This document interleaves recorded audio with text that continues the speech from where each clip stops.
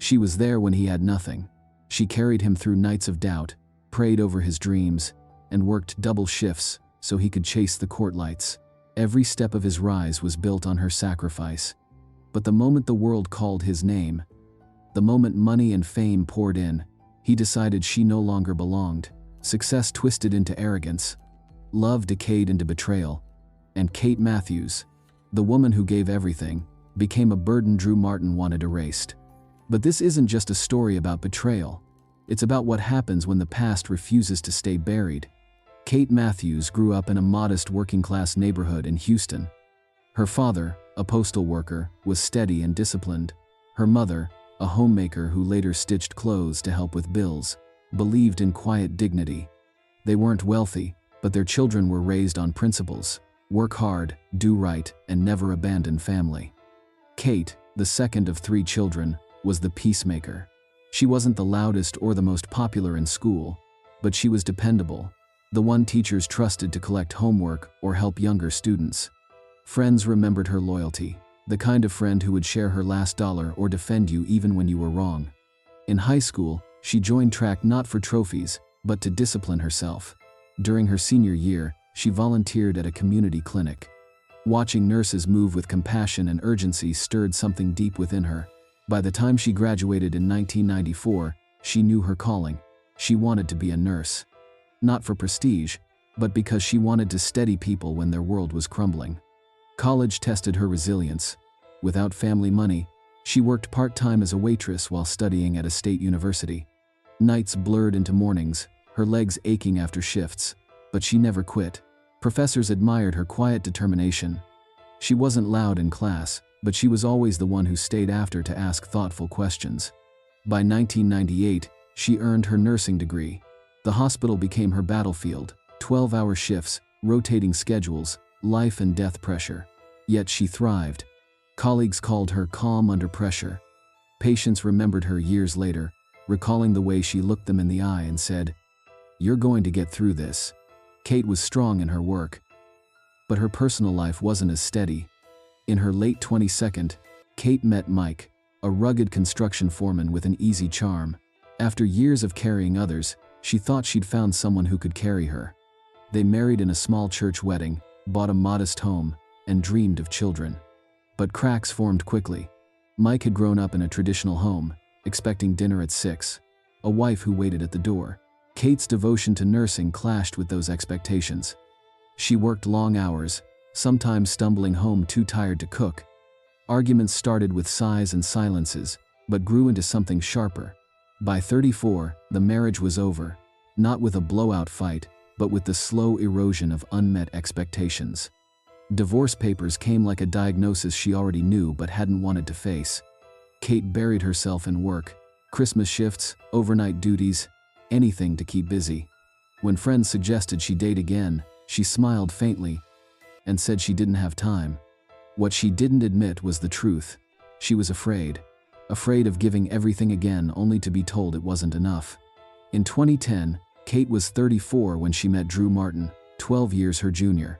He was lanky, broke, and desperate, a young man with big dreams of basketball but no means to chase them. Where others saw a struggling boy, Kate saw potential. Her family wasn't supportive. Her sister warned, "Katie, he's using you. He's just a boy." Their mother echoed the sentiment, "You deserve someone who gives back, not someone who only takes." But Kate made her choice. She poured her savings, her time, and her heart into Drew's dream. She cooked meals to fuel his workouts, worked extra shifts to cover gym fees, and drove long distances to watch him play in obscure tournaments. Love, in her eyes, meant sacrifice. And no sacrifice was too great. She even gave up the deepest parts of herself. Kate became pregnant more than once during their early years together. Each time, Drew insisted it wasn't the right time. He had to focus on making it first.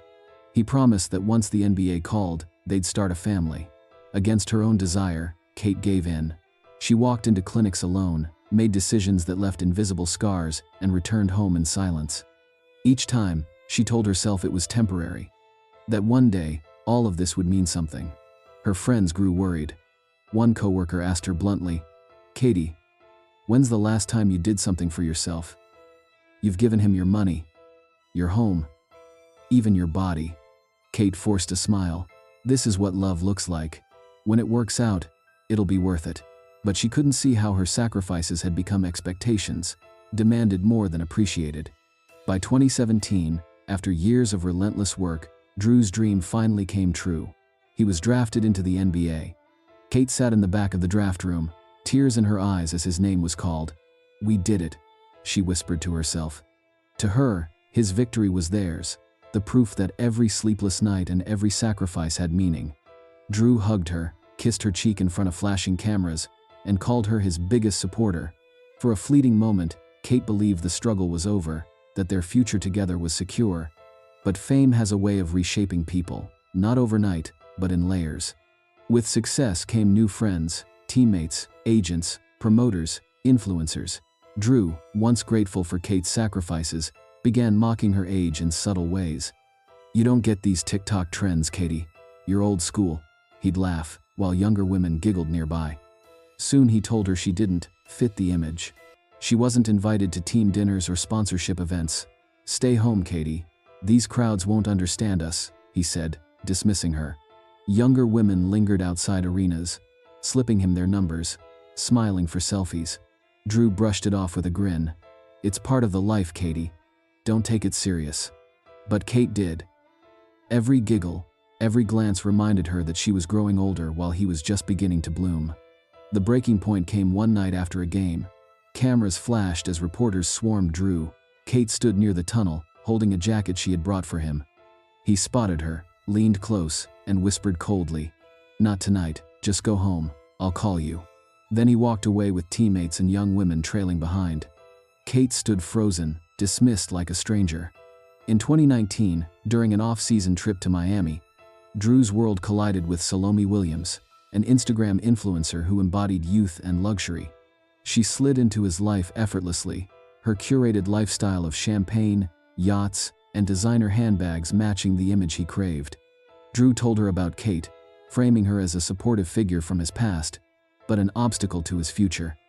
"She sounds like baggage," Salome said with a shrug. "If she's holding you back, why keep her around?" Drew didn't argue. For the first time, he spoke of Kate not as his foundation, but as a chain he wanted to cut. By 2020, Salome was appearing courtside at games, posting cryptic captions about new beginnings. Drew whispered, promises to her about a future that didn't include Kate. "She stole years from me, but she won't steal my future." Back home, Kate felt the ground shifting. Drew was distant, secretive. His phone was always face down. Trips out of town came with vague excuses. When she asked questions, he snapped. "You don't understand what this life takes. I can't babysit your feelings while I'm building an empire." The man who once clung to her encouragement now treated her as an anchor dragging him down. Kate begged him not to erase her. "Drew, I gave you everything. Please don't act like I never existed." But his eyes no longer softened. His silence was louder than words. At night, she stood before the mirror, staring at the lines on her face, whispering to herself, "What if I don't matter anymore?" Her breakdown was quiet, the kind that erodes a soul piece by piece. And Drew, already lost to someone else, watched without sympathy.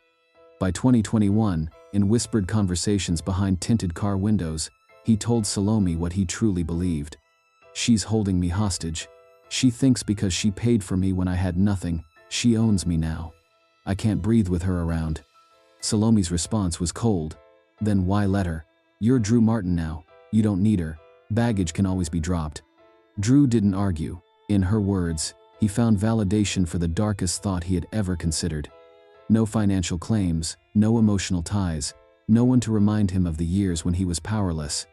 That was how Drew Martin thought of Kate. With every secret meeting, his conversations with Salome Williams grew darker. At first, she tested the waters, asking, "But what about her family? Wouldn't they suspect?" Drew brushed it off with arrogance. "They don't care. She cut them off years ago for me. Nobody's coming for her. Nobody's watching." His words revealed not just cruelty, but calculation. To Drew, Kate was already a ghost. All that remained was to make her body disappear. Salome leaned into that vision, intoxicated by the promise of finally being the only woman at his side. Divorce never crossed Drew's mind. Divorce meant settlements, money, Kate walking away with half of what he had earned. That was unacceptable. Salam didn't want him sharing his wealth or his spotlight with a woman she saw as washed up. So, they reached a chilling conclusion. Kate had to die. By spring 2021, Drew's phone became their tool of conspiracy. Hidden texts, deleted call logs, even notes disguised as reminders, all proof of a plan built piece by piece. One message from Salam read, "When it's done, we'll finally be free." Drew replied, "Soon. I'll make it clean." As summer drew near, Drew rehearsed his role. At home, he smiled at Kate sometimes, even kissed her cheek before leaving. To her, they were fragile signs of reconciliation. In truth, they were hollow rehearsals for betrayal. On his phone's calendar, the 15th of August was circled in red. The word beside it, clear. The 15th of August, 2021 began like any other day for Kate Matthews. She woke up still clinging to hope that beneath Drew's coldness, there remained a piece of the man she loved. That afternoon, he surprised her with words she had prayed for. "Maybe it's time to work things through. Let's go for a drive tonight." To Kate, it was a lifeline. She dressed simply in a white blouse and jeans, carrying no suspicion, only hope. But a block away, hidden behind tinted windows, Salam Williams waited with her phone ready, recording proof. Drew drove calmly, deflecting Kate's questions about where they were going. Finally, at a quiet riverbank, he parked. Salam followed, hidden but close. Kate stepped onto damp grass, her heart pounding, not with fear, but with hope. She believed this was the moment Drew would finally see her again. Instead, he reached into his jacket and pulled out a gun. "Drew, what are you doing?" He didn't answer. He fired. Once. Twice. 5 times in total. Kate crumpled to the ground, blood soaking her blouse, her breath shallow. Salam watched from her car, emotionless, recording as the woman who built Drew's life was erased. To them, it wasn't murder, it was erasure. Drew dragged Kate's body to the water and heaved her into the river. Hand in hand with Salam, he whispered, "It's done." But beneath the surface, Kate was not gone. That same night, Harold Johnson, a retired veteran, was out on the river checking his nets. He heard the gunshots, he saw the car. After it left, he rowed toward the rippling water and found her, floating, limp, but breathing. He pulled her into his boat, pressing his jacket against her wounds. "Stay with me. You're not going anywhere tonight." By dawn, Kate was hidden in the home of Clara, a nurse Harold trusted. The police were not called. Harold knew Drew's fame would shield him. For now, secrecy meant survival. And in that secrecy lay another truth. Kate was pregnant with Drew's child. By morning, Drew Martin was performing grief for cameras. He went to the police himself, trembling voice rehearsed. "Please, find my wife. She means everything to me." The media rallied behind him. Neighbors joined searches. He wept at vigils. Fans praised his strength. To the world, Drew was a husband in agony. Fame shielded him. Meanwhile, Salam posted cryptic captions on Instagram. "Sometimes you have to let go of the past to embrace the future." Followers cheered. To her, Kate's absence was not tragedy, but opportunity. But Drew and Salam were not alone. Harold knew the truth. Clara tended Kate in silence. And Kate, scarred but alive, carried proof of both survival and betrayal inside her. By March 2022, Drew's career had rebounded. Endorsements returned. His public image sparkled again. He felt untouchable. That month, he and Salam planned their wedding, a lavish Atlanta spectacle on the 11th of March, with roses flown in from overseas and celebrities in attendance. For Drew, it was victory. For Salam, it was arrival. On Instagram, she teased her new life. "Finally, it's our time." To Kate's old friends, the posts stung. To Kate, watching from hiding, they were fuel. The 11th of March, 2022. The ballroom glittered. Drew stood in his white suit, Salam walking down the aisle in crystals.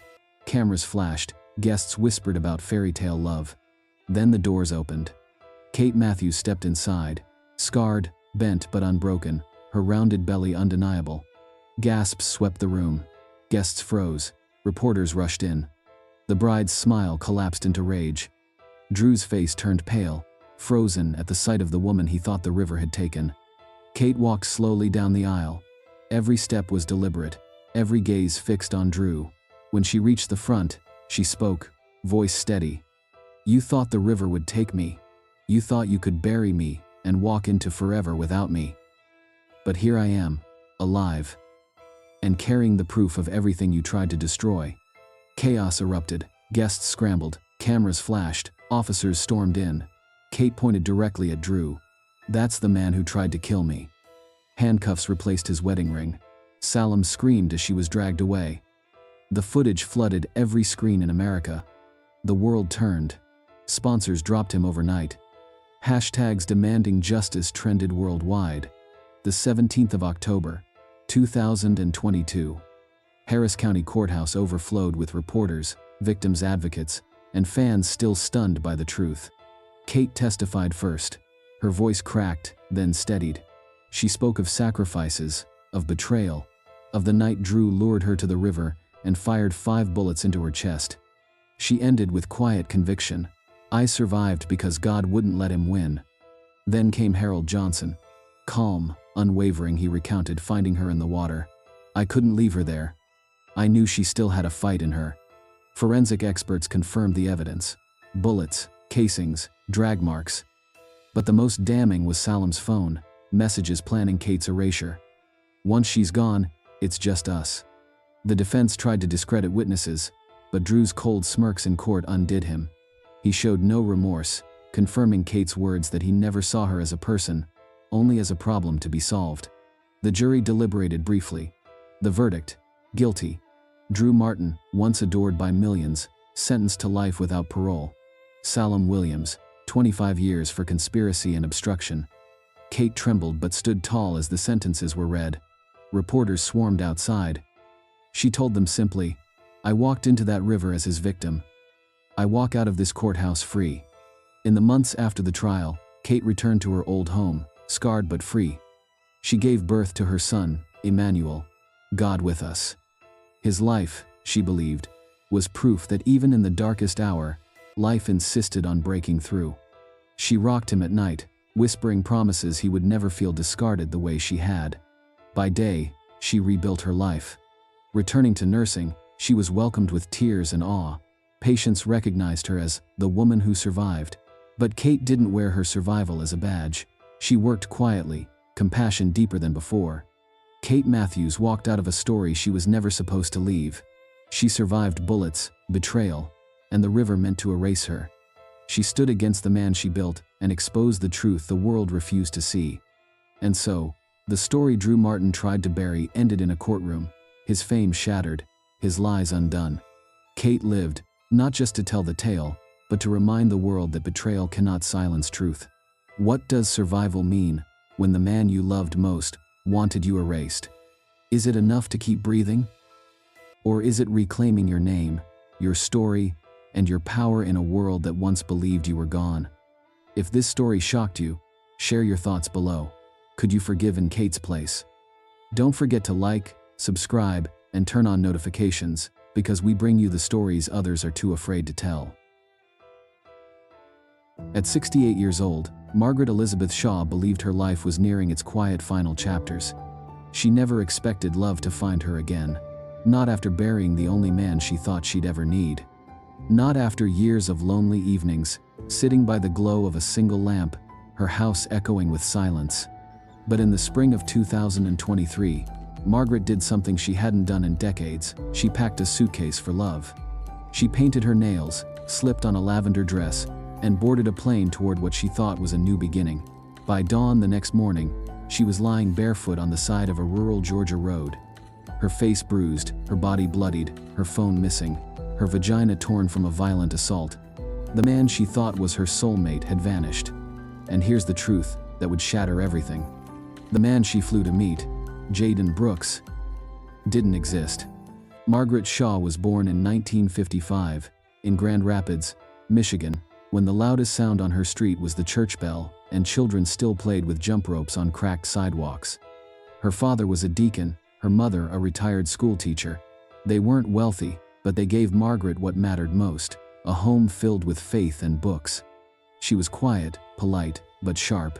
She corrected adults on their grammar, carried sharpened pencils like soldiers, and cried the first time she read Their Eyes Were Watching God. By 11, she had cleared the children's section of her local library. By 13, she was borrowing from the adult shelves, where she discovered Toni Morrison, Maya Angelou, and James Baldwin. She never went to prom. She never cared for high school parties. She hid inside novels instead. While other girls wore corsages, Margaret wore the words of poets like Armour. In her 30s, she became a librarian, room 3B, second floor, poetry section.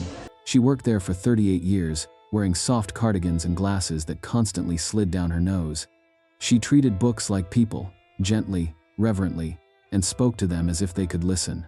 She did marry, once. Harold, a mechanic with hands rough from engines but gentle when they held hers. He was 15 years older, and she met him at a church rummage sale. He asked her what her favorite book was. She told him Beloved. He bought a copy, even though he couldn't pronounce Toni Morrison's name. That was Harold. Kind, uncomplicated, steady. They tried for children. But in 1994, a miscarriage ended that dream. Margaret buried the grief in silence. They never spoke of it again. In 2017, Harold died quietly in his sleep. A heart attack, no warning, just a pair of shoes left by the door that would never be picked up again. Margaret froze time. His tools stayed in the garage, his chair stayed in the living room, his name stayed on the mailbox until 2020. And Margaret? She stopped smiling. By 2022, Margaret's life was smaller than it had ever been. She volunteered twice a week at a literacy center, baked muffins for the pastor's wife, lit a candle for Harold every Sunday. She had no children, no one to call at night, and no one to call her name in the morning. She told herself she didn't mind. She had her books, she had her faith. But silence is cruel. It seeps into walls, into skin, until even music feels like an intruder. And one night, while shuffling through old papers, she found a forgotten poem she had written years ago. Just a single haunting line. What does a woman do when the world stops looking at her? She stared at the words for hours. Then, for reasons she couldn't quite explain, she turned on her old desktop computer and searched for something she hadn't sought in decades. Not love, not even companionship. Just someone who might answer her question. That was the night she found him. His name, at least the one he gave her, was Jaden Brooks. 22 years old. A poet from Atlanta. His first message called her poem gentle yet aching and compared it to Baldwin's Rainstorms. Margaret felt something stir in her chest. No one had spoken to her like that in years. At first, it was innocent. They swapped book recommendations, sent poems back and forth, discussed Hughes and Angelou like old friends. But within days, Margaret was waiting for his messages, with a quiet eagerness she hadn't known since Harold. Jaden didn't flirt. Not in the way men sometimes mocked older women. Instead, he asked about her curtains, her garden, the first time Harold had made her laugh. He asked how she carried her grief. And then came the voice notes. Soft, steady, intimate. Margaret played them at night, letting his voice echo through rooms that had forgotten what a man sounded like. When he asked a video call, she hesitated. She was 68, with gray hair and tired eyes. But he insisted. I just want to see you smile, he said. The calls were always short, never more than a minute. He said it was bad Wi-Fi, limited data, but his face looked kind, his smile warm, and his eyes never strayed from hers. Margaret didn't know that the face wasn't his at all. Behind every flicker of those calls was AI-powered deception, real-time face mapping software that allowed a stranger to overlay another man's features onto his own. He kept the lights dim, the calls short, to avoid glitches. While Margaret felt chosen, he was recording, observing, harvesting her trust. His real name wasn't Jaden. It was Terrell Vance, a 51-year-old ex-IT worker from North Carolina, twice divorced, unemployed, drifting between cheap rentals with a burner laptop, a folder of stolen identities, and enough tech knowledge to turn lies into living. Terrell was part of a loosely connected network of scammers. They weren't after Instagram influencers or careless teenagers. Their prey was deliberate. Women over 60, widows, divorcees, retired teachers, and yes, librarians like Margaret. Women who listened, women who trusted, women who still believed in soulmates. They found them in poetry forums, church support groups, grief circles. They watched, waited, and chose carefully. By the time Terrell spoke to Margaret, he already knew her address, her bank, the model of her phone. He embedded trackers in links he sent her, convinced her to install a messaging app that logged her keystrokes, mirrored her phone to his computer. Margaret thought she was falling in love. Terrell was building a map of her life. For 7 months, their relationship bloomed in the shadows of a lie. He called her Empress. He told her she was timeless. He made her believe Harold wouldn't be her last love. And then, in March 2023, the invitation came. "Come to me, Empress," he said. "I want to hold you. I want to show you. I mean it." Margaret froze. She thought about Harold, about the silence he left behind. She thought about all the years of loneliness, the poems she wrote in margins no one read. And when she looked at her phone again, she whispered one word that unraveled everything. Yes. The next morning, Margaret moved like a woman reborn. She pulled earrings from a drawer she hadn't opened in years, painted her nails lavender, tucked satin slippers into her suitcase. She didn't tell her friends. She didn't tell her church circle. She wrote it only once, in her journal. "He wants me to come. I think this is real." She withdrew $4,000, more money than she had ever spent on something frivolous. She booked a round-trip ticket to Atlanta. She packed her Bible, her journal, 2 dresses, and a bottle of rosewater spray. On the 9th of April, 2023, Margaret Shaw kissed the silence goodbye. She boarded her flight, her heart full of trembling hope. Seat 12 amperes, window view. She didn't fidget. She didn't chat. She sat with her hands folded, watching clouds roll beneath her, whispering softly, "It's time." Her phone buzzed as the plane touched down in Atlanta. It was his voice again, warm, soft, rehearsed. "Hey, Empress, I can't wait to see you, but I'm stuck getting things ready. I want your first night to be perfect. I'm sending a friend to pick you up. Just let yourself be treated like the queen you are." Margaret's eyes filled. No one had ever said that to her before. Not like that. She pressed the phone to her ear and whispered back, "Okay." And with that one word, trust, sealed her fate. At 6:26 p.m., she stepped into a stranger's car outside Hartsfield-Jackson International Airport. A bouquet of sunflowers waited in his hand. Margaret smiled. She believed. She texted her sister once. "Just landed. His friend picked me up. I'll call you tomorrow." Her sister replied, "Call me when you're settled. I don't care how late." The message was never read. He didn't care. That much was clear from the moment he left her on that cold floor. The nameless house was silent, its walls indifferent, its shadows complicit. Margaret Shaw lay half-naked, bleeding, and broken. She had been violated, discarded, forgotten, but not dead.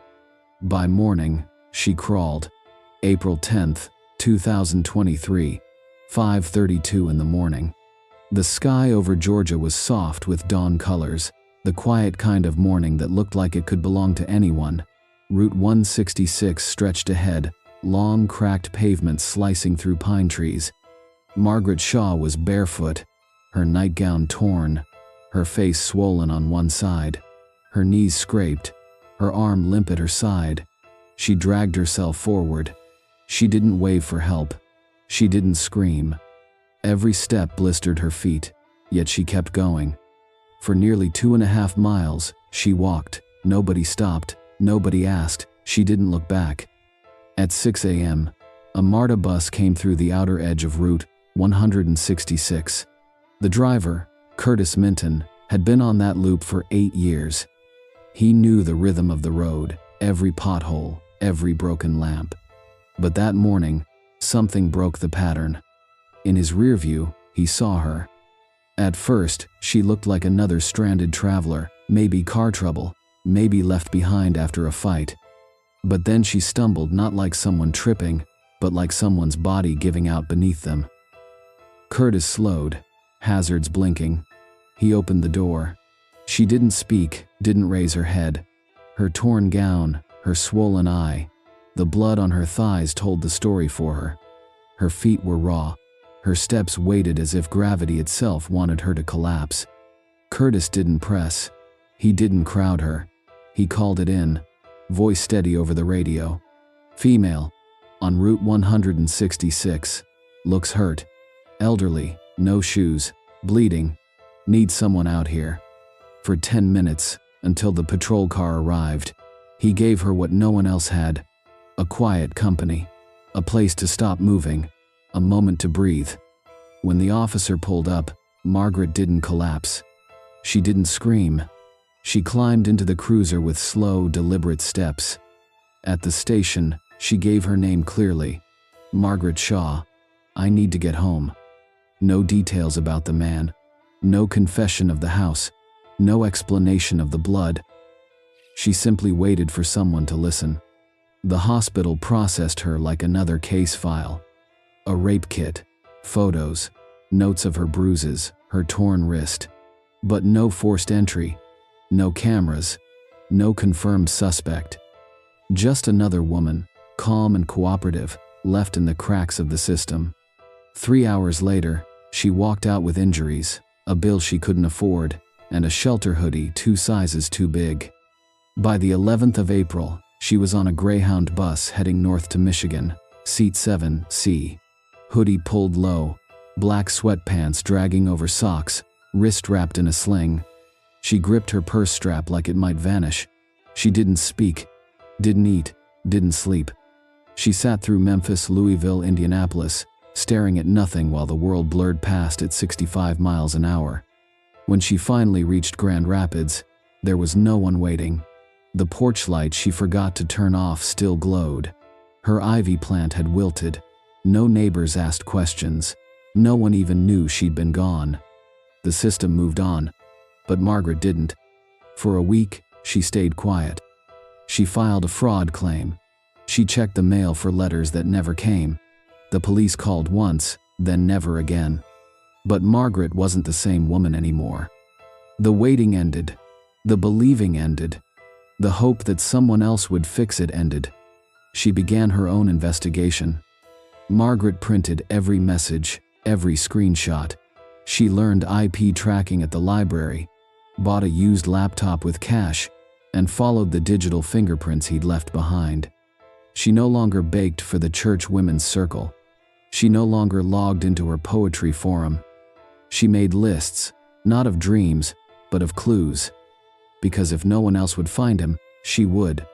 The 25th of April, she sat at her kitchen table. Bank statements spread before her. The numbers were wrong, small withdrawals, wire transfers, accounts closed. Everything her late husband Harold left her, everything she had saved, chipped away by someone else's hand. The fraud division stalled. The detective hadn't returned her call in 12 days. She knew what that meant. Quiet cases die in drawers. So she dialed another number. Hidden in the back of an old phone book, under investigations, she found a name, Carmen Ricks, a retired NYPD cybercrimes investigator, now private, known only in survivor forums, no website, just a P.O. box and a prepaid cell. Margaret left a message. 10 minutes later, Carmen called back. They talked for 41 minutes. Margaret's voice never broke. She listed everything, every app, every strange instruction, every login, every word he'd ever sent. Carmen listened, then asked one question. Are you sure you want to know who he really is? Margaret didn't hesitate. I want to know everything. Carmen got to work.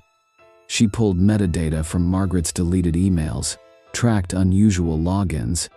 3 came from Charlotte, North Carolina, a Dunkin', a budget motel called Sleepwell, and a coffee shop near a Greyhound station. Cross-device analytics, breach logs, and surveillance databases tied it together. The username Jaden never appeared, but 2 handles did, Nova Inc. 7 and Starforge. The real name, Terrell D. Vance, 51 years old. Suspended license, prior fraud charge. History of burner phones and prepaid rentals. Not 22. Not a poet. Not a lover. A predator. Carmen suspected there were more victims. These men rarely stop at one. So Margaret and Carmen went public, carefully. They posted his fake profiles in catfish exposure groups, survivor forums, and emailed women who had shared similar warnings. 3 months later, in July, Margaret received an email. Subject: Need to talk. Attached was a selfie. A woman, late 50s, with a bouquet of sunflowers at her side. A man's hand rested on her shoulder.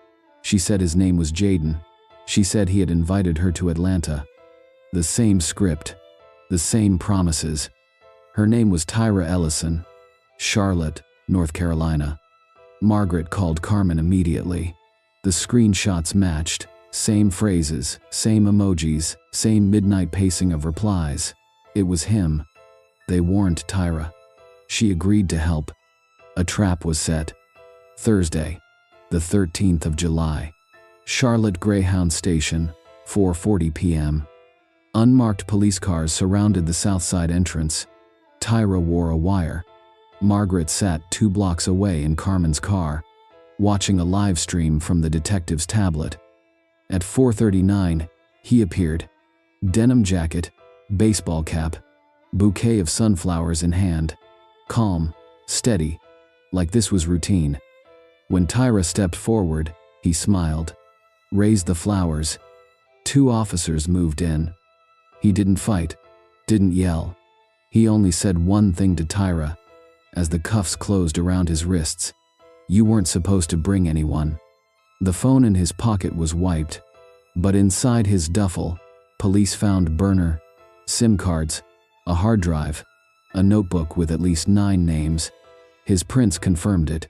Terrell Devance. He was booked on multiple charges: fraud, identity theft, sexual battery. Bond denied. When investigators cracked his devices, they uncovered more than anyone expected. Over 300 digital profiles, widows' grief forums, Christian dating apps, hospice chat rooms, poetry boards, cancer survivor groups. Every alias different. Every bio designed for women over 60. He kept logs of conversations like trophies, dates, passwords, screenshots. 7 women came forward. Gwendolyn Price, 66, wired him $1,500 for a memorial project after her daughter died. Ruth Delgado, 71, sent grocery cards. Linda Cheney, 64, lost her savings 2 days after he stood her up at a bus station. Mary Shaw, 67, never told her children. Charlene Knox, 62, received stolen poetry. Vera Fields, 68, died by suicide in 2021. Their emails surfaced later. Donna Ricks, 73, testified from Little Rock. He didn't take my money. He took the part of me that still believed I mattered. The courtroom was silent when Margaret testified. Cameras weren't allowed. Only a sketch showing her sitting tall, navy blouse, pearl earrings. She read a single page. You wore someone else's face because you knew yours wasn't worthy of trust. But you can't fake a soul. And you can't erase me. The jury deliberated 6 hours. Guilty on all counts. Aggravated sexual battery, digital exploitation of vulnerable adults, identity fraud, and telecommunications felony. The sentence: 31 years. No parole. No early release. When he was led away, the courtroom was still. The only sound was the squeak of his shoes. Margaret never looked at him again. She doesn't call herself a survivor. She calls herself a witness to silence, to neglect, to what it costs when voices are ignored. Back in Michigan, she started something new. From her living room, with a borrowed laptop and a folding church chair, she launched Face the Truth, a nonprofit for women over 60, victims of online predators. No funding, no office, just a mission. She handed out pamphlets in libraries, spoke in fellowship halls, warned women at senior centers. She didn't beg for sympathy. She gave tools. She taught reverse image searches, showed how fake phrasing worked, explained when love was just manipulation. More women came forward. A widow in Flint who sent gift cards to a preacher. A retired teacher in Gary asked to co-sign a loan. A hospice volunteer in Dayton who gave out Wi-Fi and lost her Social Security benefits. Margaret didn't just advise, she armed them with knowledge. With Carmen's help, she built checklists for spotting scams. She created referral pipelines with trauma counselors. She lobbied for digital exploitation laws to be treated like physical abuse. She stood in front of state reps and told them the numbers. 88,000 romance fraud reports in a single year, over half targeting seniors. She wouldn't let the world look away. Today, Face the Truth runs free digital literacy classes, offers legal consultation referrals, and operates an anonymous hotline staffed by women Margaret herself once helped. On her office wall, she framed a photo, her and Carmen, taken the day she testified. No makeup, just her. Steady eyes, squared shoulders, navy blouse. Beneath it, she wrote a quote by hand. If you're over 60, they think you won't fight back. They think you'll ignore red flags. But they forget one thing. We remember everything. And now, Margaret Shaw makes sure the world doesn't forget either. Because there are thousands of Margarets still out there. Thousands still answering messages from faces that don't exist. Thousands still hoping that love might finally mean what it says. Every time we stay silent, another predator gets away. With a new name, a new lie, a new victim. So tell her story, share it, talk about it. Because the next one could be your mother, your neighbor, your friend.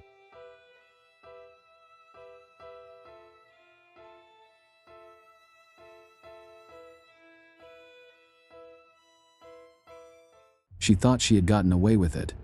Angela Reed, a woman who had built her life on ambition and appearances, believed her husband was gone for good.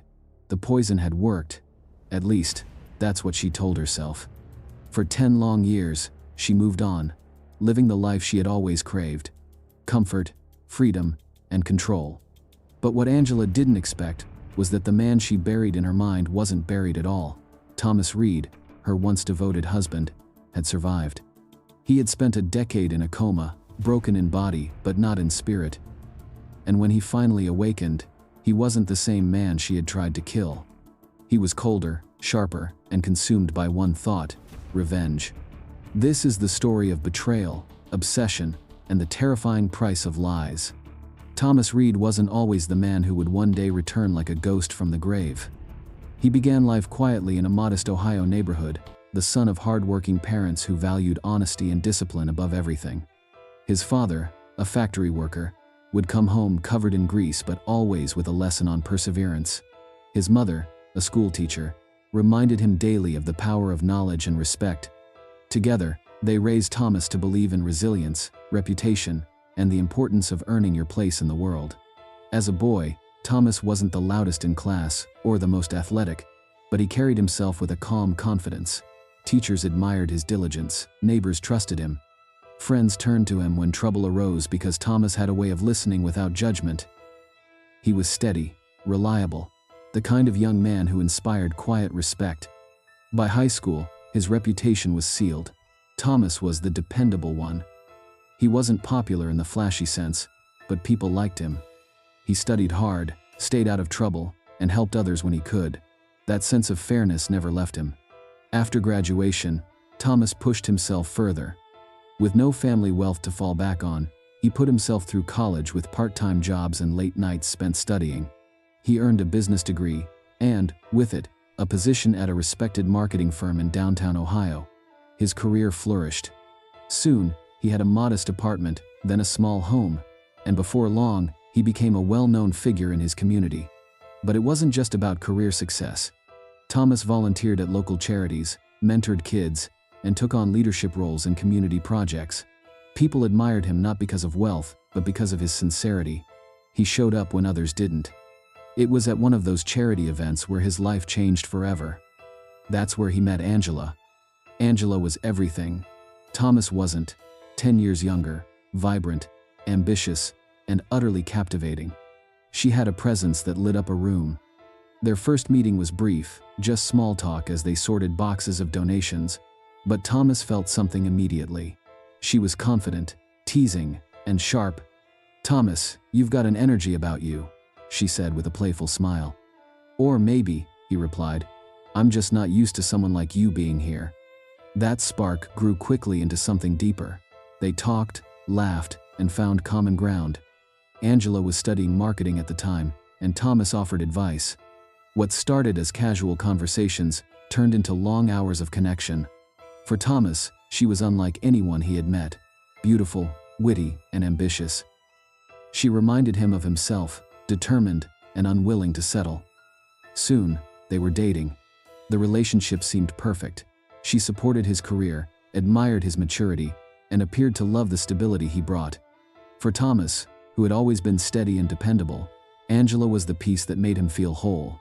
Their courtship didn't take long to bloom into marriage. Thomas's proposal was simple, heartfelt, and sincere. Angela said yes, and they married in a small ceremony surrounded by family and friends. Thomas believed they had built their foundation on love, but for Angela, love had always been about something else: security, status, and the life she had always wanted. The first months of their marriage were filled with laughter and passion. They cooked together, decorated their apartment, and dreamed about the future. From the outside, they looked like the perfect couple. Angela had her quirks, rearranging furniture endlessly, fussing over little details, but Thomas loved it. To him, it was a symbol of her energy and charm. Their weekends were spent walking through parks and talking about their dreams. She wanted to work in a top marketing firm. He encouraged her every step of the way. But beneath the surface, Angela's motives were different. Raised in a modest home, she had always dreamed of luxury, expensive clothes, elegant dinners, and the kind of freedom her parents never had. Thomas provided all of that, and she convinced herself she loved him for it. Yet, as the months passed, the very qualities she had once admired, his stability, his predictability, began to suffocate her. Thomas was steady, yes, but to Angela, steady soon became boring. She craved excitement, passion, and danger. And so the cracks began to show. At first, it was subtle. Angela became distant, distracted, glued to her phone. Conversations grew shorter, sharper. Nights out with friends became more frequent, while evenings at home with Thomas became strained and cold. One night, unable to shake the gnawing suspicion, Thomas picked up Angela's phone. He had never been the type to snoop, but something inside him pushed him to do it. What he found shattered him. Flirtatious texts with Mike, his boss. Messages full of longing and intimacy. Their affair had been going on for months. His heart pounded as he scrolled further, only to stumble upon something even worse. Messages from Richard, his best friend since childhood. The betrayal was complete. His wife, his boss, his best friend. Thomas dropped the phone, his hands trembling. The weight of humiliation and betrayal was suffocating. He had been blind, devoted to a woman who had already been planning her escape. But Angela wasn't done. Her cruelty was only beginning. Not long after, another blow struck. During a meeting at work, Thomas received an email. Immediate attention required. Company investigation. Back in his office, Mike, the same man sleeping with his wife, was waiting for him. The accusation? Financial discrepancies in one of Thomas's projects. The numbers didn't make sense. Thomas knew he hadn't done anything wrong, but his explanations sounded hollow. He was placed on indefinite leave.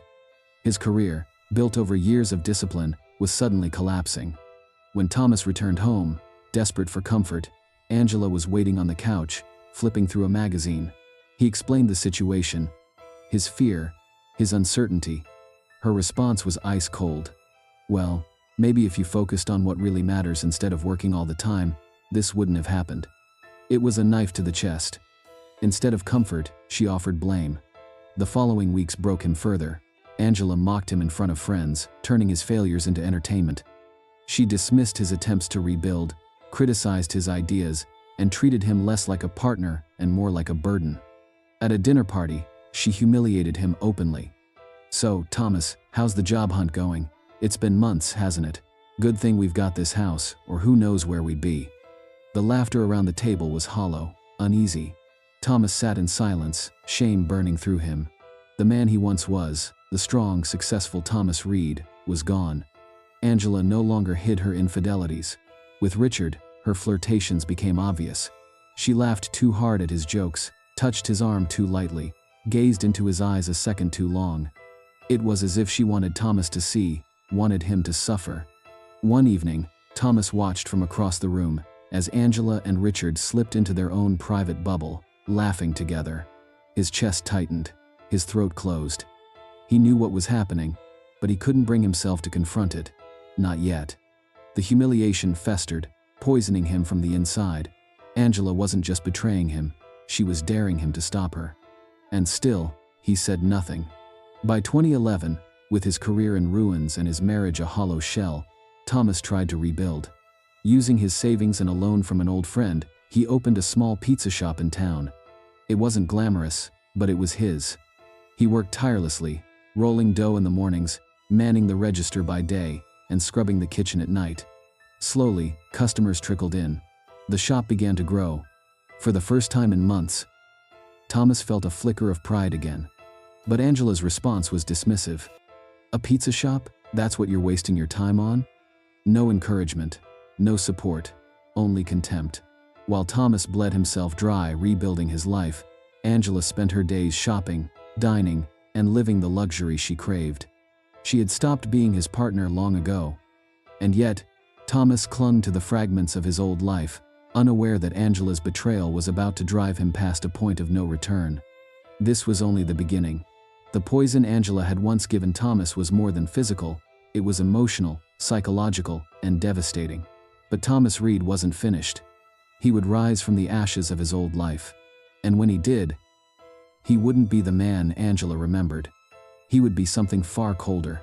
Angela's neglect had once felt like a cold wind drifting through the hollow spaces of their marriage.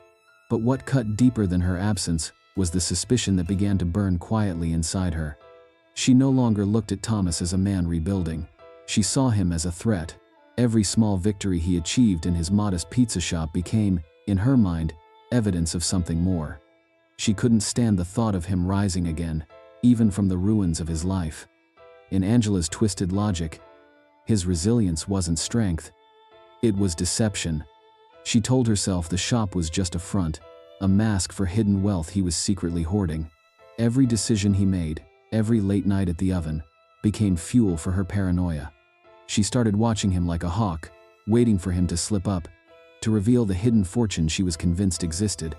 For Thomas, there was no conspiracy, no secret fortune, just exhaustion, sweat, and the stubborn hope of rebuilding one small piece of his life. But Angela's eyes had turned sharp, her words cutting, and he withdrew further. He no longer had the energy to argue. His shop was all he had, and he clung to it with quiet desperation. But Angela wasn't interested in rebuilding. She was interested in taking his assets, his life insurance policy. His existence had become an obstacle between her and the life she believed she deserved. And so, behind her cold silence, she began to plan. The 14th of August, 2011, began like any other day. For Thomas, it was long hours at the shop, his clothes dusted with flour, his body aching but proud of the small progress he had carved out of nothing. He came home tired but oddly peaceful, not knowing his wife had already chosen this night to end his life. Angela had prepared his favorite Italian meal, the kind of dinner that might have, in another world, reminded him of their better years. To Thomas, it felt like a flicker of hope. Maybe she was softening, maybe they could still rebuild together. But as she set the plates, her hands were steady with purpose. Angela had slipped a slow-acting poison into his food. It dissolved without taste or trace, hidden beneath the warm richness of the dish. She smiled at him as he took his first bite, her eyes never truly meeting his. At first, it was subtle, a heaviness in his chest, a dizzying wave that he dismissed as fatigue. Then the room spun, his vision blurred. He pushed his plate aside, unable to swallow another bite. His breath grew shallow. Angela watched. She didn't panic. Instead, she reached for the phone and dialed 911 with a voice rehearsed in false concern. To the dispatcher, she sounded like a frightened wife. But inside, she was calm, almost relieved. The ambulance rushed Thomas to the hospital. His body was limp, his chest rising and falling faintly. Doctors fought to stabilize him, their faces set in grim concentration. Angela followed, her composure unnervingly perfect, as though she had already prepared for the role of the grieving wife. But her plans didn't unfold as smoothly as she imagined. Within an hour, Thomas's family arrived, his sister Carla, his parents close behind. Their shock, their fear, their refusal to give up on him stood in the way of Angela's quiet insistence that he wouldn't want to live like this. Carla's eyes narrowed as Angela spoke. Something in her tone, in her eagerness to end things, felt wrong. The doctors, cautious and uncertain, refused to make any rash decision. For now, Thomas remained in a coma, the machines keeping him alive, the family clinging to hope. Angela, however, had already made peace with her choice. To her, he was as good as dead. For Thomas, the coma wasn't an empty void. His body lay paralyzed, but his mind was awake, sharp, trapped, and tormented. He replayed every memory, every betrayal, every moment that had led him to this prison of silence. Angela's face haunted him, her indifference at his bedside, her whispered suggestions to pull the plug, her coldness in the face of his suffering. Worse still, the affairs. First with Mike, his boss. Then with Richard, his best friend. The people he trusted most had carved him open and left him to rot. 10 years. A decade of silent rage, of helplessly watching life pass without him. His body wasted away, but his hatred only grew stronger. By September 2021, when his eyes finally fluttered open, he wasn't just waking from a coma, he was waking into a mission. The fluorescent lights burned his vision. The world was blurry, unreal. His throat was dry, his muscles frail, his voice gone, but his mind was razor sharp. Carla was the first to see his eyes open. Her joy broke into sobs as she clutched his hand. Their parents rushed forward, tears streaming down their faces. To them, it was a miracle. But for Thomas, the miracle was not life itself. It was the chance to finally make Angela pay. The months that followed were brutal.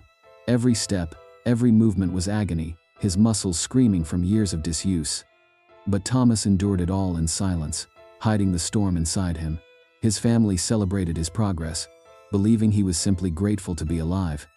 They didn't see the fire burning behind his calm exterior. They didn't know that every stretch, every exercise, every agonizing step forward was not just for recovery, it was preparation. He wasn't rebuilding his life, he was building his revenge. The 16th of January, 2022, the night Angela's life ended. He had planned it carefully, watching her routines, tracing her steps, waiting for the perfect moment. She lived in a quiet, upscale neighborhood now, far from the ruins she had left behind. That night, Thomas entered her home silently, a key obtained months earlier fitting the lock with ease. Angela was in the kitchen, pouring herself a glass of wine. She turned, startled, when she saw him. For a fleeting moment, recognition and fear froze her in place. He raised the gun. The shot echoed through the house, sharp and final. Angela collapsed, her blood spreading across the pristine tiles. Thomas didn't smile, didn't feel triumph, just cold finality. Angela was gone. 5 days later, the 21st of January, Mike was next. Thomas found him at his usual bar, sitting alone with a glass of whiskey. Without a word, Thomas slid into the seat across from him. Mike barely had time to register his presence before Thomas raised the gun and pulled the trigger. The shot was muffled by the hum of the crowd. Mike slumped forward, lifeless, the glass shattering on the floor. No one noticed until Thomas was gone. The 31st of January, 2022. Richard. The betrayal of a friend cut deeper than Angela's poison or Mike's affair. Richard had been his confidant, his brother. To discover he had slept with Angela, had silently aided in Thomas's downfall, was unforgivable. Thomas tracked him to a restaurant. Calmly, he approached, sat across from him, and pulled the trigger. No words, no explanation, just the end. Richard's body crumpled in the chair. The restaurant fell silent, and Thomas walked away into the night. The 1st of February, 2022. Thomas walked into the police station. No disguise, no attempt to run. His mission was complete. "I killed 3 people," he said flatly to the officer at the desk. His voice carried no tremor, no hesitation, just truth. The officers stared at him in shock, struggling to comprehend the calm finality of his words. He didn't fight when they cuffed him. Didn't argue. Didn't cry. For 10 years, revenge had been his purpose, and now that it was over, all that remained was emptiness. News spread quickly. The story of Thomas Reed divided public opinion. Some called him a tragic hero, a man driven to vengeance by betrayal and cruelty. Others condemned him as a murderer who had allowed hatred to consume what little life he had left. But the question lingered: was his revenge justice, or had he simply become the very monster he sought to destroy? For Thomas, there was no answer, only silence.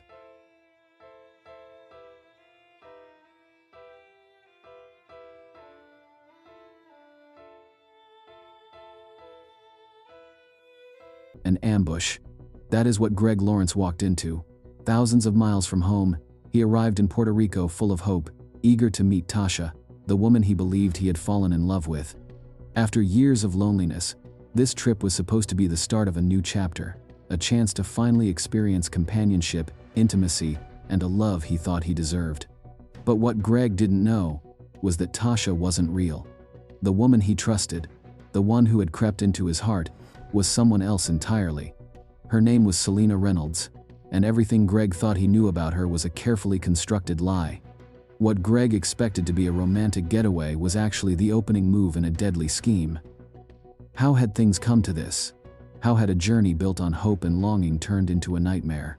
The answer lies in deception, manipulation, and the cold, calculated games that led Greg straight into the hands of those he should have trusted the least. Greg Lawrence was born in a small town in Illinois, where winters seemed endless and summers always too short. He was the son of a mechanic and a school teacher, parents who instilled in him the values of hard work and independence. From a young age, Greg understood that nothing in life was given freely. He was quiet, introspective, and more interested in books and business than in sports or the shallow pursuits of his peers. Hours spent reading financial magazines, studying stocks, and learning about investments laid the foundation for a future far beyond the confines of his small town. By the time Greg graduated from college with a finance degree, he was ready to carve his own path. Instead of a typical corporate job, he invested in distressed properties, flipped them, and gradually built a modest fortune. He wasn't the wealthiest man in town, but by his 40s, Greg had established a name for himself in real estate and investments. Hard work had paid off, and along with financial stability came respect, but no one could have predicted that the most meaningful chapter of his life was still to come. It was at a charity gala in Chicago that Greg met Lena. She was different from anyone he had ever known. Lena's energy was magnetic, her laughter could fill a room. Where Greg was measured and reserved, she was vivacious and spontaneous. They were opposites in nearly every way, yet somehow, it worked. She became the anchor he had never realized he needed. Their courtship was swift but deep, and Greg knew quickly that Lena was the woman he wanted to spend his life with. Greg and Lena married when he was 65, and for a while, life was full of joy. They traveled the world, dined in fine restaurants, and created a life that neither had imagined alone. Lena softened the rigid edges of Greg's carefully structured existence, teaching him that life wasn't just about wealth and ambition, it was about sharing moments with someone who truly cared.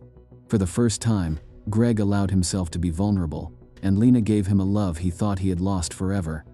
But happiness, Greg soon discovered, can be cruelly fleeting. In the spring of 2017, Lena began to fall ill. At first, it was minor, missed workdays, a persistent cough, but within months, doctors diagnosed her with a rare, aggressive form of cancer. The news hit Greg like a freight train. In a matter of months, Lena, the woman who had brought him back to life, was gone. Her passing left a void that nothing, neither wealth, nor friends, nor his carefully built business, could fill. Greg was adrift in a life suddenly emptied of meaning. The loneliness, suffocating and relentless, drove him to seek something he hadn't thought about in decades: companionship. Despite his age and the years he had spent building walls around himself, Greg turned to online dating.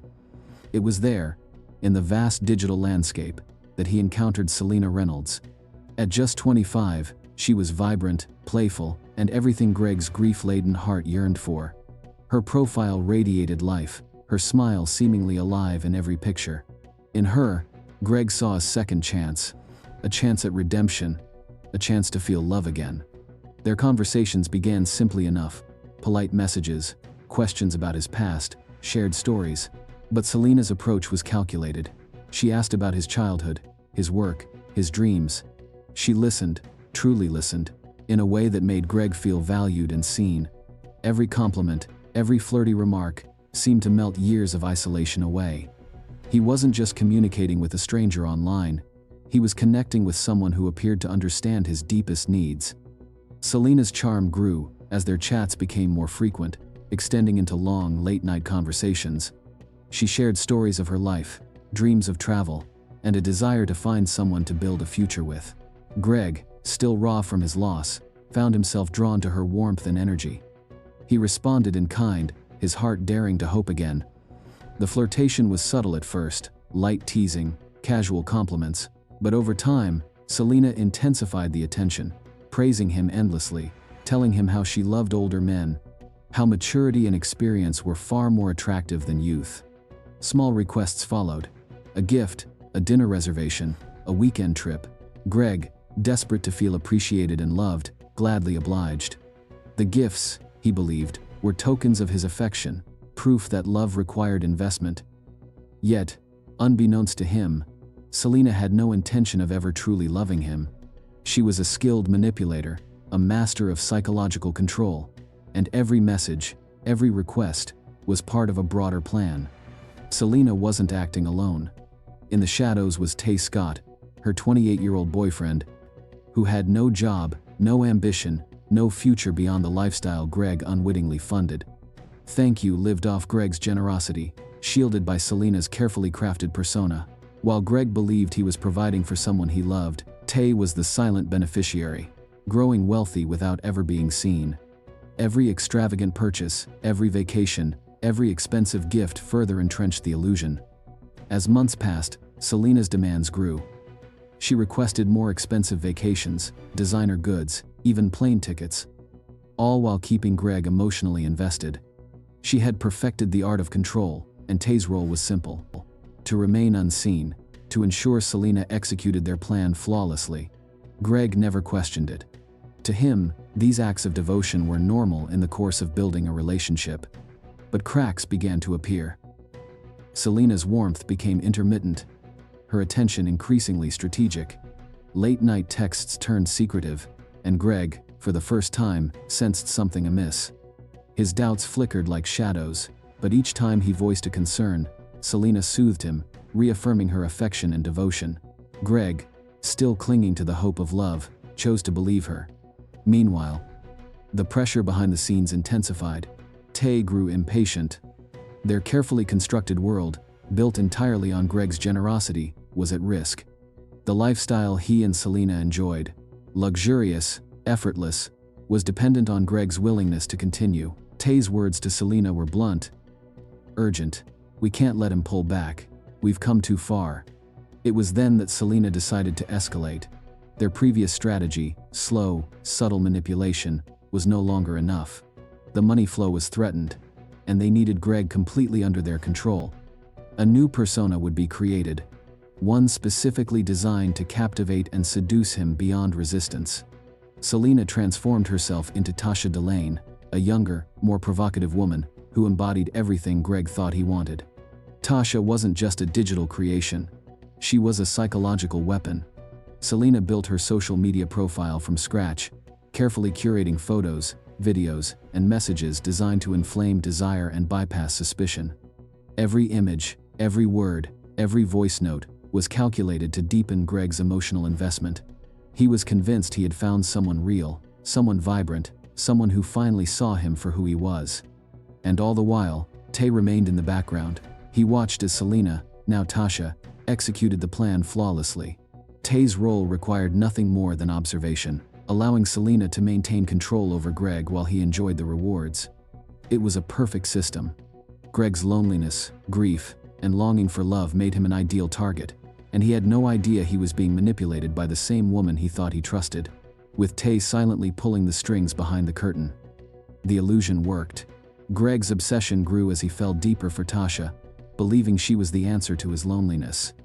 Every late-night message, every promise of a future together, every flirtatious video reinforced his belief that love had finally returned to his life.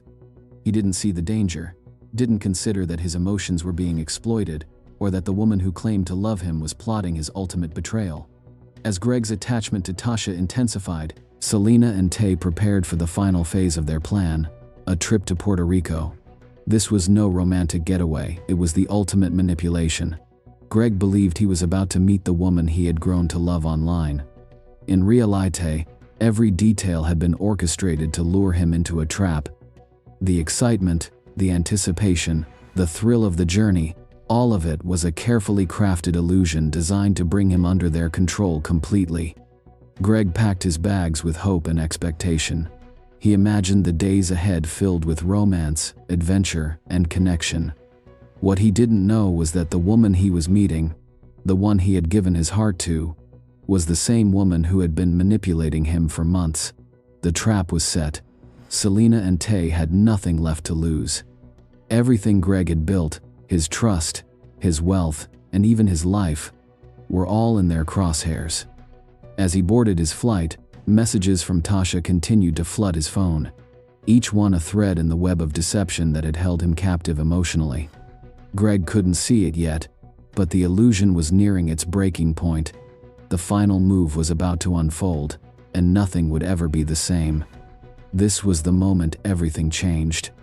Greg Lawrence was about to discover that love, when carefully manipulated, could be deadly. The shock of Greg Lawrence's disappearance had rippled far beyond the sunny shores of Puerto Rico. By the time the authorities had pieced together the chilling truth, the world was beginning to understand the devastating consequences of Selena and Tay's deception. News outlets ran stories of the so-called perfect crime that had gone wrong, but for those closest to Greg, no news report could convey the depth of loss and betrayal they felt. Greg's friends and family were left to grapple with the reality that the man they had known, the man who was thoughtful, kind, and careful, had been so thoroughly deceived. He had trusted, openly and completely, only to have his life stolen in a matter of hours.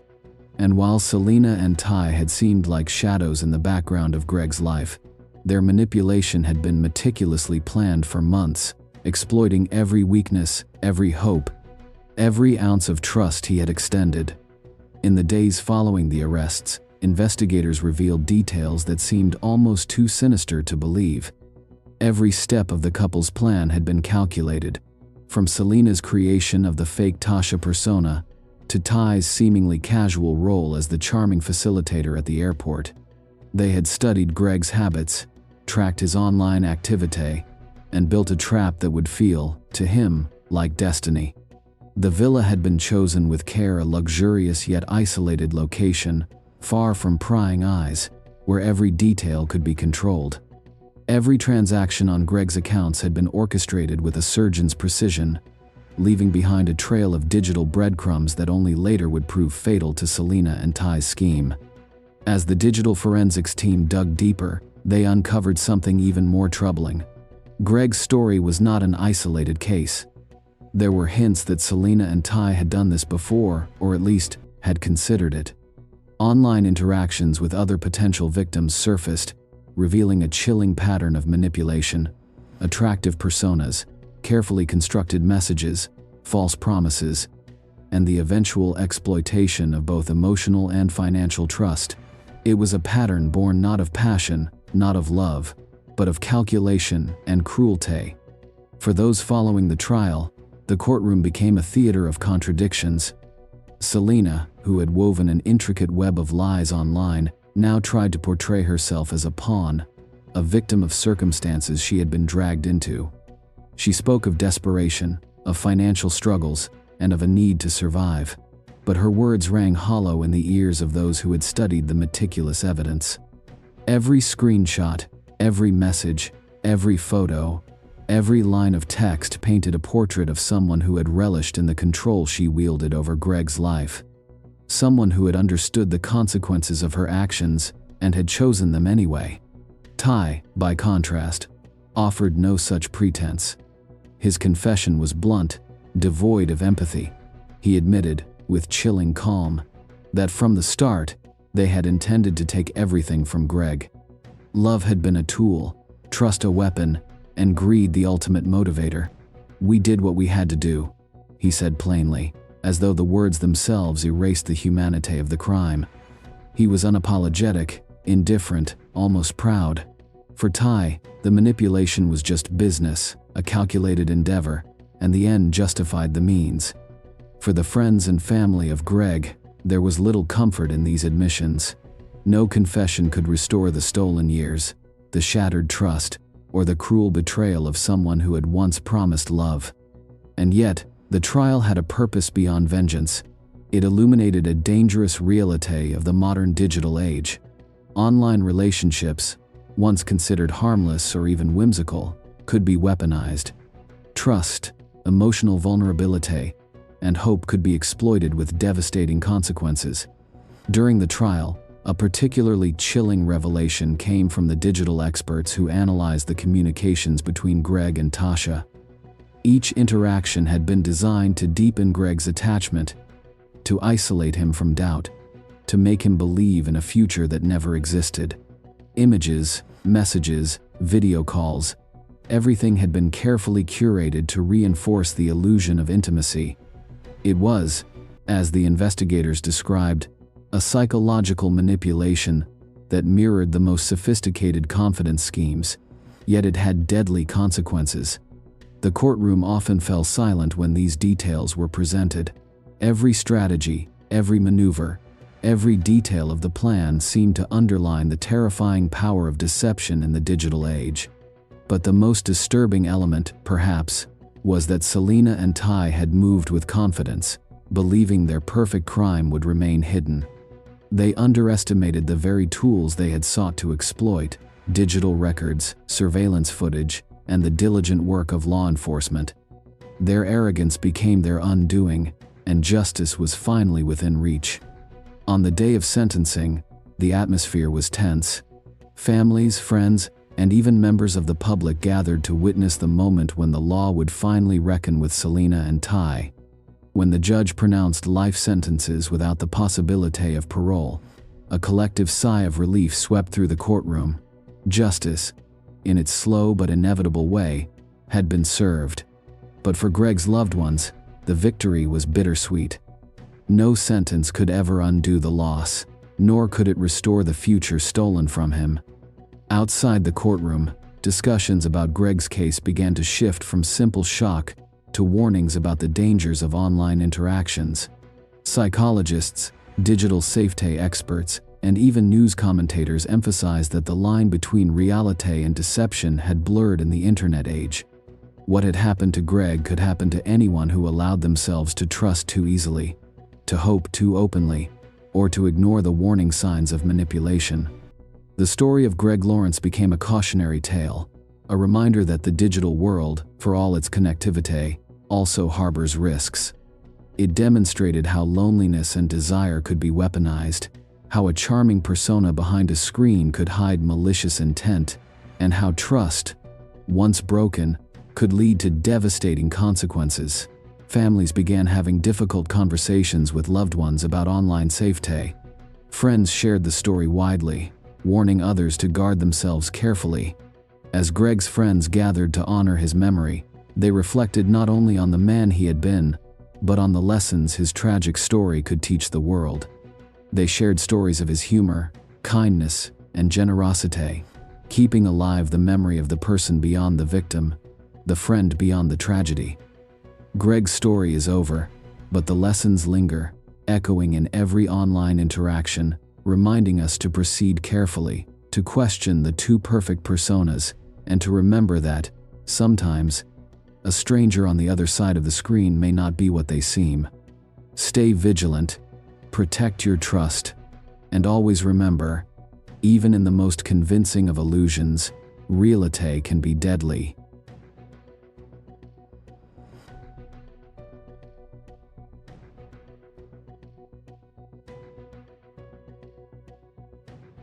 In the shadow of Philadelphia's Schuylkill River, where the water whispers secrets of the city's underbelly, a gruesome discovery shattered the fragile veil of normalcy on a humid June morning in 2020. Fishermen, casting lines into the murky depths, recoiled in horror as their eyes locked onto a sight that would haunt the nation: the mutilated torso of a young woman, floating like discarded debris amid the ripples. Stabbed over 40 times, her body bore the savage marks of unimaginable rage, deep gashes across her chest, throat, and limbs, as if her very existence had been an affront to her killer. Days later, her severed legs surfaced in a trash bag nearby, confirming the nightmare. This was no random act of violence. It was a deliberate erasure, a hateful proclamation scrawled in blood. The victim was Dominique Remy Fells, a 27-year-old black transgender woman whose vibrant life was extinguished in a storm of brutality, igniting a firestorm of outrage and demands for justice that echoed through protests and courtrooms alike. Dominique Remy Fells was more than a statistic in the grim ledger of violence against transgender individuals. She was a beacon of creativity and resilience in a world that often sought to dim her light. Born on May 7, 1993, in Philadelphia, Remy grew up navigating the complexities of identity in a society rife with prejudice. From a young age, she displayed an unyielding passion for the arts, particularly dance and fashion design. Her family recalls her as a free spirit, someone who could light up a room with her infectious laughter and graceful movements. She was always dancing. Her mother, Terry Fells Edmonds, shared in interviews, her voice cracking with the weight of loss. Remy had dreams of studying fashion at a prestigious school, envisioning a future where she could create clothing that celebrated diversity and self-expression. Her dreams extended beyond personal achievement. She hoped to become a professional model and provide financial support to her mother. Dominique envisioned attending a design program at institutions like the Fashion Institute of Technology or the University of the Arts in Philadelphia, though practical constraints delayed these goals. She shared her concepts on social media, building a modest following appreciative of her vision for empowering clothing. Additionally, she expressed interest in mentoring young transgender individuals, drawing from her own experiences to promote self-acceptance. Dominique's personality was multifaceted and memorable to those who knew her. Just know, the next time y'all see me, I'm gonna be somebody. I'm not gonna be on the YouTube. I'm gonna be on your TV screen. And yeah. Described as strong, courageous, and adventurous, she embodied resilience in facing life's obstacles. Friends noted her as talented and artistic, with a black identity she wore proudly. She was vibrant and classy, possessing a beautiful soul and poise that drew people in. Her intelligence and attractiveness were frequently mentioned, alongside a distinct character that could be brash at times and shy at others. As a social butterfly, she lived her truth boldly, with one friend, Kendall Stevens, stating that her authenticity was audible from a mile away. Everyone who knew her recognized her potential, with Stevens adding that she was ready to bloom. She enjoyed simple pleasures that reflected her introspective side. Long walks along the Schuylkill River provided moments for reflection, where she listened to podcasts on creativity or sketched ideas digitally. Reading fashion magazines and biographies of designers like Virgil Abloh inspired her late-night sessions. Music, particularly R&B from artists like Alicia Keys and Beyoncé, offered solace, resonating with themes of self-love.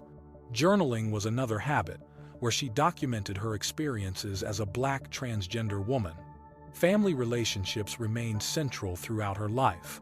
Regular calls and visits to York kept her connected, including barbecues and helping with household projects. Her father, Keith Edmonds, viewed her as the family's pride, noting that she always had a purpose. Holidays were cherished. Christmases involved her directing gift wrapping or baking experimental desserts, infusing them with care. One story from Terry recounted Dominique crafting personalized ornaments with inside jokes for family members. With her sisters, she shared close bonds. Dior remembered hair braiding sessions turning into storytelling about future plans. She worked tirelessly, holding down jobs in retail and as a performer, all while advocating for her community. Philadelphia, with its rich history of civil rights struggles, provided both a backdrop and a battleground for Remy's life. The city, known for landmarks like the Liberty Bell, also grapples with deep-seated issues of inequality, poverty, and discrimination. For Black transgender women like Remy, the streets could be treacherous. According to the Human Rights Campaign, transgender people of color face disproportionately high rates of violence, often at the intersection of racism, transphobia, and misogyny. Remy was acutely aware of these dangers but refused to let them define her. She was active in local LGBTQ circles, participating in events that promoted visibility and empowerment. Friends described her as fierce and fabulous, a woman who wore her identity with pride, even as she faced harassment and rejection. The fateful night that led to her death began innocuously enough, but it spiraled into horror. On the 6th of June 2020, Remy encountered Akhenaton Ziggy Jones, a 41-year-old man from West Philadelphia, at his residence on Powelton Avenue. The exact nature of their relationship remains shrouded in some mystery, but prosecutors later painted a picture of a volatile encounter fueled by personal animosity. What started as a meeting, possibly a hookup or a casual visit, turned deadly. According to court testimony, Jones stabbed Remy repeatedly in a frenzy described by authorities as savage and hateful.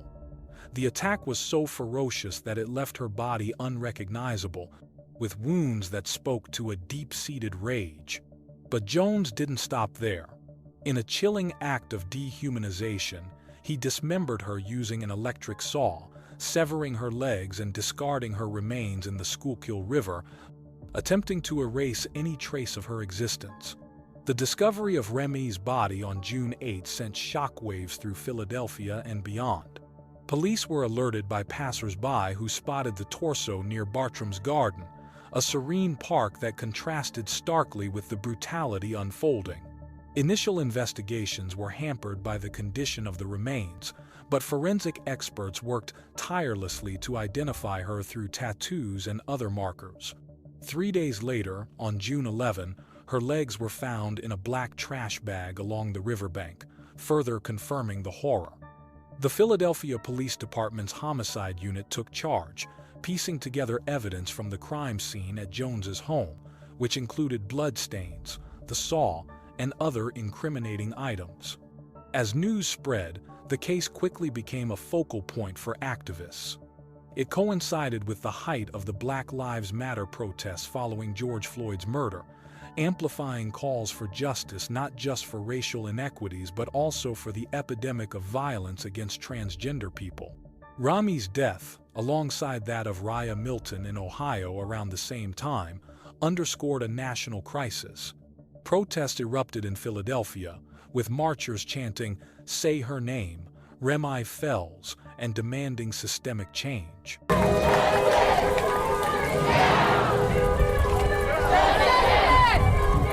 A call for justice in West Philadelphia. Eyewitness News at 56th and Chestnut at the Say Her Name March.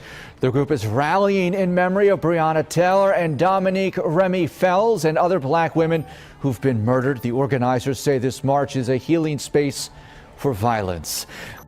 Organizations like the Transgender Legal Defense and Education Fund and local groups mobilized, highlighting how such crimes often go underreported or unsolved due to bias in law enforcement. The investigation zeroed in on Jones rapidly. Surveillance footage from his neighborhood captured him loading what appeared to be body parts into a white van and driving toward the river. Witnesses, including roommates who lived with Jones, provided crucial testimony. One recounted returning home to find Remy lifeless on a bed, surrounded by blood, and Jones attempting to clean up the scene. Another described hearing screams and disturbances that night. Digital evidence, including phone records and location data, placed Remy at Jones's address during the time of the murder. Jones, sensing the net closing, fled to California, where he was apprehended in Los Angeles on November 2020 after a nationwide manhunt. Extradited back to Philadelphia, he faced charges of first-degree murder, possession of an instrument of crime, and abuse of a corpse. The path to justice was arduous. Jones's first trial in 2024 ended in a mistrial due to a hung jury, a setback that devastated Remy's family and supporters. "It felt like we were losing her all over again," Terry Fells Edmonds said, but persistence paid off. In a retrial that began in June 2025, prosecutors from the Philadelphia District Attorney's Office, led by Larry Krasner, presented a compelling case. Over a week, jurors heard graphic details: the 40-plus stab wounds, the dismemberment, and Jones's attempts to cover his tracks. Defense attorneys argued self-defense or diminished capacity, but the evidence was overwhelming. On the 9th of June 2025, the jury convicted Jones on all counts, delivering a verdict that brought a measure of closure. Sentencing is set for the 26th of September 2025, where Jones faces a mandatory life sentence without parole. For Remy's loved ones, this moment represents not just accountability but a step toward healing. Terry Fells Edmonds has been vocal about her daughter's legacy, emphasizing that Remy was a loving daughter, sister, and friend who deserved to live her truth without fear. "She was my baby girl, full of life and dreams," she told reporters after the conviction. Born, I knew she was special.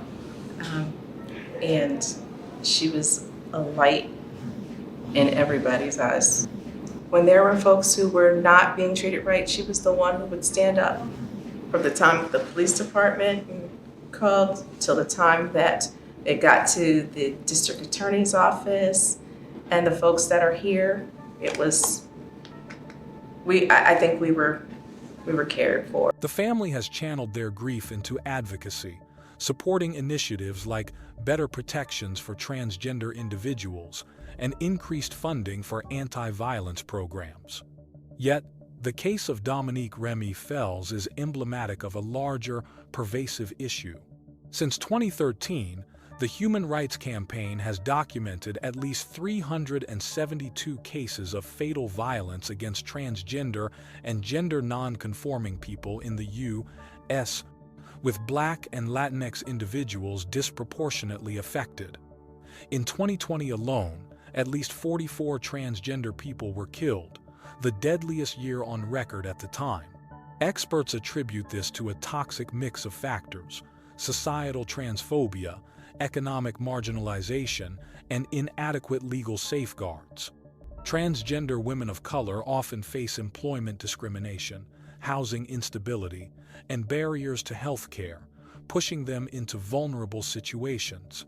The COVID pandemic exacerbated these risks, with lockdowns isolating victims from support networks. In Philadelphia specifically, the LGBTQ+ community has long advocated for change. The city's Mazzoni Center, a leading provider of health services for queer individuals, has highlighted the need for culturally competent policing and education. National organizations like GLAAD and the National Center for Transgender Equality push for policies such as the Equality Act, which would provide federal protections against discrimination. Remy's story also intersects with broader conversations about hate crimes. Prosecutors in her case suggested the murder stemmed from deep personal animosity, possibly tied to her gender identity, though it wasn't charged as a hate crime. This omission raises questions about how such classifications are applied and whether they adequately address the nuances of violence against marginalized groups. Advocates argue for expanded hate crime laws that explicitly include gender identity and for better training for law enforcement to recognize bias-motivated incidents. The symbolic weight of the case extended beyond the courtroom. Dominique's murder and Jones's conviction became part of the national conversation about trans rights and protections. Activists called for expanded hate crime laws, better training for law enforcement in handling crimes involving LGBTQ+ individuals, and more robust social services to support transgender people who often face homelessness, unemployment, and discrimination. The case illuminated how vulnerability is not just about physical danger but also about systemic failure, the failure of institutions to protect those most at risk. There is also the philosophical question of justice. Jones's conviction and life sentence may satisfy the requirements of the law, but does it truly deliver justice for Dominique? Justice is more than punishment. It is about acknowledgement, prevention, and change. For her family, no sentence will replace her laughter, her creativity, her presence. For the community, justice will only be real when violence against transgender women stops being an epidemic. Until then, Dominique's case is both a legal victory and a sobering reminder of how far there is to go. The case also forces society to confront the uncomfortable truth of invisibility. Dominique was vibrant, loved, and known within her community. Yet outside those circles, she was another name added to a long list of transgender women killed each year. Visibility is often framed as progress, but for many trans women, visibility means vulnerability. To live openly is to risk exposure, harassment, violence. Dominique's death crystallized this paradox. Her openness was both her liberation and her danger. Even as the trial concluded, unanswered questions lingered. The precise motive remains unclear. Was the killing fueled by personal animosity, fear, prejudice, or some combination of the three? The court documents and trial coverage did not provide definitive answers. Without the hate crime framework in Pennsylvania law, the role of bias could not be fully explored in a legal context. This absence leaves a gap, a silence in the narrative of why Dominique died. It is a silence that advocates demand be filled, not just for her but for all transgender victims whose deaths go unclassified as hate crimes. Yet, for all the horror, Dominique's story has also become one of resilience. Her family and advocates have worked to ensure that she is remembered not only for the brutality of her death but also for the vibrancy of her life. They have spoken about her dreams, her creativity, her joy. They have insisted that her name not be forgotten, that her death spark change. And in that insistence lies a kind of justice that transcends the courtroom, the justice of memory, of refusal to be erased. The Dominique Fells case is not just a legal story, it is a mirror held up to society. It reflects the violence that too many transgender people face, the gaps in our laws, the failures of our institutions. But it also reflects resilience, the determination of communities to demand recognition, justice, and change. Dominique's life mattered. Her death matters. And how we respond as individuals, as a society, as a legal system will determine whether her legacy is one of despair or one of transformation. As the river revealed, truth cannot be drowned. Dominique's story surfaced from the depths not just of the Schuylkill but of America's conscience. The question now is whether we will listen.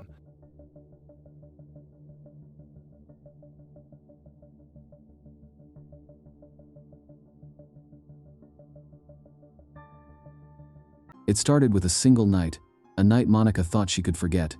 The school reunion was supposed to be nothing more than a stroll down memory lane. A few laughs, a few drinks, old friends sharing stories of who they used to be. But for Monica, that night took a turn she never saw coming. A fleeting spark of passion, a reckless attempt to feel alive again, spiraled into something far more dangerous. One moment of weakness, one night of desire. And yet it didn't leave just one secret in its wake. It left two. Two truths buried deep, too dangerous to stay hidden forever. By the time Monica's husband, Leonard, uncovered what really happened, it was already too late. The damage was done. The fallout would reach further than Monica could have ever imagined. What happens when betrayal doesn't stop at broken trust? When it festers, mutates, and becomes something darker, something irreversible? This is not just a story about infidelity. It is a story about lies unraveling, about a past that refuses to stay buried, and about the devastating consequences of one choice made in a moment of weakness. Before Leonard Mays was known as the man of unshakable faith, he was simply a boy raised in a small town where the church was the center of everything. His father, a respected pastor, shaped the entire rhythm of Leonard's childhood. Faith wasn't a Sunday routine in their home, it was the air they breathed. The Bible wasn't just a book, it was the rule of life, the moral compass that dictated every decision. From an early age, Leonard absorbed his father's values. Marriage, family, and faith were sacred pillars, non-negotiable foundations of a righteous life. By his teenage years, Leonard had already felt the call, that inner conviction that he too was destined to lead. At 19, he stood behind a pulpit for the first time, his voice steady, his words soaked in conviction. His sermons moved people. The congregation saw him as chosen. But behind the fire of his preaching, Leonard's life was remarkably simple. He didn't date much. He wasn't distracted by wild friendships or adventures. Everything in him was focused on his calling, on prayer, study, and discipline. For Leonard, love was never about romance or desire. It was about duty. Marriage was a commitment ordained by God, a responsibility to be carried with the same gravity as faith itself. And he believed wholeheartedly that by following this path, life would be filled with peace and fulfillment. At 26, Leonard met Monica. She was everything his vision of marriage required: faithful, graceful, devoted. Raised in a deeply religious family, Monica's life mirrored Leonard's in many ways. Her father was a deacon, her mother a Sunday school teacher. She had grown up with expectations to always be the picture of perfection, the kind, helpful, obedient daughter who carried her family's legacy of devotion with pride. In church, she shone as the leader of the choir, her voice rising with beauty and passion. People admired her, trusted her, leaned on her for guidance. To many, she was the perfect candidate for a pastor's wife. When Monica and Leonard met at a church event, their connection seemed natural, inevitable even. Two souls aligned in faith, in service, in their shared vision of a life dedicated to God. For Leonard, that was enough. They courted, married, and stepped into their roles seamlessly. Leonard as the preacher, Monica as the supportive wife by his side. Together, they became pillars in their church, a couple admired by everyone around them. But beneath Monica's calm, polished surface, something was stirring. At first, Monica believed her marriage was everything she wanted. Leonard was kind, steady, devoted. He loved her in the way he knew how, through discipline, structure, and unwavering loyalty. But as years passed, Monica felt the walls of her life closing in. She had done everything right. She had played every role expected of her. And yet, inside, there was a growing restlessness she could not ignore. Leonard's devotion to his ministry left little space for intimacy, for passion, for vulnerability. Their marriage became routine, a cycle of sermons, prayers, church functions, and family obligations. The spark she once felt dimmed. Monica longed for more, not just physical intimacy, but freedom. Freedom to live beyond the strict confines of expectation. Freedom to be more than just the pastor's wife. She loved Leonard, or at least the version of him she had committed to, but she felt invisible in her own life. She was admired by everyone, yet no one truly saw her. And slowly, almost without realizing it, Monica began to wonder, what if I stopped living for everyone else? What if, for once, I lived for me?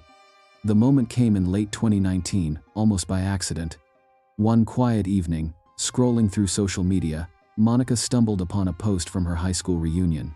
The faces staring back from the screen belonged to a past life, one filled with laughter, freedom, and possibilities. Among them were two men she hadn't spoken to in years, Julian and Eric. Julian was charming, playful, the kind of man who filled every room with his confidence. Eric was quieter, but intense, with a way of making her feel seen even in silence. Both had left their mark on her youth in different ways. On a whim, Monica sent them friend requests. Soon, the messages began, casual at first, just small talk and pleasantries. But as the days turned into weeks, the conversations grew deeper, more intimate. Julian teased and joked, making her laugh in a way she hadn't in years. Eric's words, thoughtful and probing, cut to places Leonard never reached. Through them, Monica reconnected with a version of herself she had buried long ago. She remembered the carefree girl she once was, the one who had dreams, desires, and a fire that had been slowly smothered under duty and routine. The chats became addictive. Late-night conversations bled into early mornings. She began to look forward to her phone buzzing, to seeing their names light up her screen. The more she talked with Julian and Eric, the more alive she felt. The reunion weekend should have been nothing more than nostalgia, an innocent gathering of old classmates, swapping stories over drinks. But as soon as Monica saw Julian and Eric again, the air shifted. Julian still carried himself with that magnetic confidence. Eric's quiet intensity was just as compelling. And Monica, caught between them, felt something she hadn't in years. Desired. The laughter, the glances, the playful touches, they all blurred into something heavier, a tension neither she nor they could ignore. By the time the night deepened and the drinks flowed, the line between friendship and something more began to dissolve. And then, Monica made a choice. It was bold, reckless, unthinkable in her old life. But in that moment, she wasn't a pastor's wife. She wasn't a mother, a counselor, or the perfect woman everyone expected her to be. She was simply a woman aching to feel alive again. That night, Monica, Julian, and Eric crossed a boundary that could never be uncrossed. The next morning, Monica told herself it was a mistake, a secret she would bury deep. But the exhilaration of being wanted, of being seen, was impossible to let go. Soon, the texts started again, innocent at first, then playful, then suggestive. Monica found herself planning the next encounter, craving the rush of secrecy and desire. At home, she grew distant. Leonard sensed something was wrong, but misread it entirely. He thought Monica was struggling with her faith, perhaps under spiritual attack. He prayed harder, tried to counsel her, but never guessed the truth. Monica couldn't bring herself to confess. She loved Leonard in her way, but she couldn't silence the hunger Julian and Eric had awakened. On November 3rd, 2021, Monica's world came crashing down. She had been feeling unwell, fatigued, nauseous, uneasy. Thinking it was stress, she booked a doctor's appointment. She expected reassurance. Instead, she received 2 blows that shattered everything. The doctor's words landed like bricks. "Monica, you're pregnant, and you've tested positive for HIV." The room spun, her heart sank, she could barely breathe. Pregnant. HIV. The 2 secrets she thought she could bury had clawed their way to the surface in the most devastating way possible. As she drove home in a daze, her husband Leonard was waiting with a smile, oblivious to the storm that now consumed her. Monica knew nothing would ever be the same again. Leonard Mays had always believed in order. His sermons were built on it, his marriage rested on it, and his reputation thrived on it.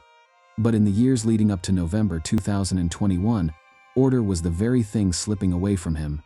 From the outside, Leonard and Monica were the image of devotion. He was the dedicated preacher, she the graceful wife, who stood proudly beside him during every service. They had built a life anchored in faith, discipline, and the quiet admiration of their congregation. To anyone watching, they were unshakable. Behind closed doors, though, their marriage was a fragile balance of routine and silence. Leonard preached about intimacy in the biblical sense, connection, duty, love rooted in commitment, but his own household lacked warmth. He mistook stability for passion, order for love. Monica never complained, but her eyes had begun to wander, searching for something Leonard couldn't give. By the time Monica reconnected with her former classmates, Julian and Eric, the cracks had widened into chasms. What started as playful messages turned into something dangerous. The reunion in 2019 had been the spark, but the fire burned long after. Monica's affair was reckless, fueled by a desperation she barely understood herself. When she learned she was pregnant in November 2021, her world spun off its axis. At first, she clung to the faint hope that Leonard could be the father. But alongside that devastating news came something else, her HIV diagnosis. The words from her doctor were still ringing in her ears when she pulled into the driveway that night. Leonard was at the door, smiling, ready to embrace his wife as though nothing had changed. Monica forced herself to smile back, holding inside the storm that threatened to tear everything apart. In her mind, there was no way out. She couldn't confess. She couldn't risk Leonard discovering the truth about the child, or the disease. So she carried her secret in silence, a silence that would eventually cost them both everything. It wasn't long before Leonard noticed something was wrong. Monica's mood shifted. She became distracted, distant, her laughter forced. At first, Leonard prayed harder, believing it was a spiritual trial. But when the changes in her health became too obvious, he urged her to be tested. By early 2022, the truth came crashing down. Monica finally admitted her diagnosis, though she carefully avoided explaining where it had come from. Leonard was devastated. His wife, the woman he trusted above all others, had brought shame into his life, into his body, into the sanctity of their marriage. Worse still, Leonard soon tested positive himself. The betrayal was no longer a suspicion, it was undeniable. The rage inside him grew like a fire he couldn't extinguish. At first, he begged her for answers. Who had she been with? When had it started? How long had she lied? But Monica gave him nothing. Her silence was her last defense, her final attempt to control the damage. To Leonard, it was salt in the wound. For months, Leonard's anger simmered just beneath the surface. He continued to preach, continued to stand at the pulpit, but inside he was unraveling. His congregation noticed his sermons took on a sharper tone, less about forgiveness, more about judgment. At home, arguments erupted daily. Leonard would confront Monica, demanding the truth, while she retreated into silence. She thought if she could hold her ground, the storm might pass. Instead, her refusal to speak only pushed him closer to the edge. The man who had built his entire life on faith and discipline now felt stripped of both. His marriage had crumbled, his body had been betrayed, and his reputation hung by a thread. He was no longer a pastor in control, he was a husband, humiliated, poisoned by betrayal and bitterness. By the fall of 2022, Leonard wasn't just angry. He was plotting. The 27th of October 2022 began like any other day. Monica went about her routine, unaware of the darkness brewing in her husband's mind. Leonard had reached a decision. If Monica wouldn't confess, if she wouldn't give him the truth he demanded, then she no longer deserved to stay alive. That night, while Monica slept, Leonard crept into their bedroom with a knife in hand. The rage that had simmered for months finally erupted. He struck with brutal force, stabbing her over and over until her body lay motionless, blood soaking the sheets. In that violent moment, the preacher who had once spoken of grace and redemption became the very embodiment of wrath. When the frenzy ended, Leonard stood over his wife's lifeless body, his breath ragged, his hands shaking. Reality began to set in. He hadn't just silenced Monica, he had destroyed his own life as well. Panicked, Leonard attempted to clean the scene. He wrapped Monica's body in bedding, dragged it to the garage, and stuffed it into the trunk of her car. His plan was sloppy, born out of desperation rather than calculation. For 2 days, Monica's body remained hidden while Leonard continued his daily routine as though nothing had happened.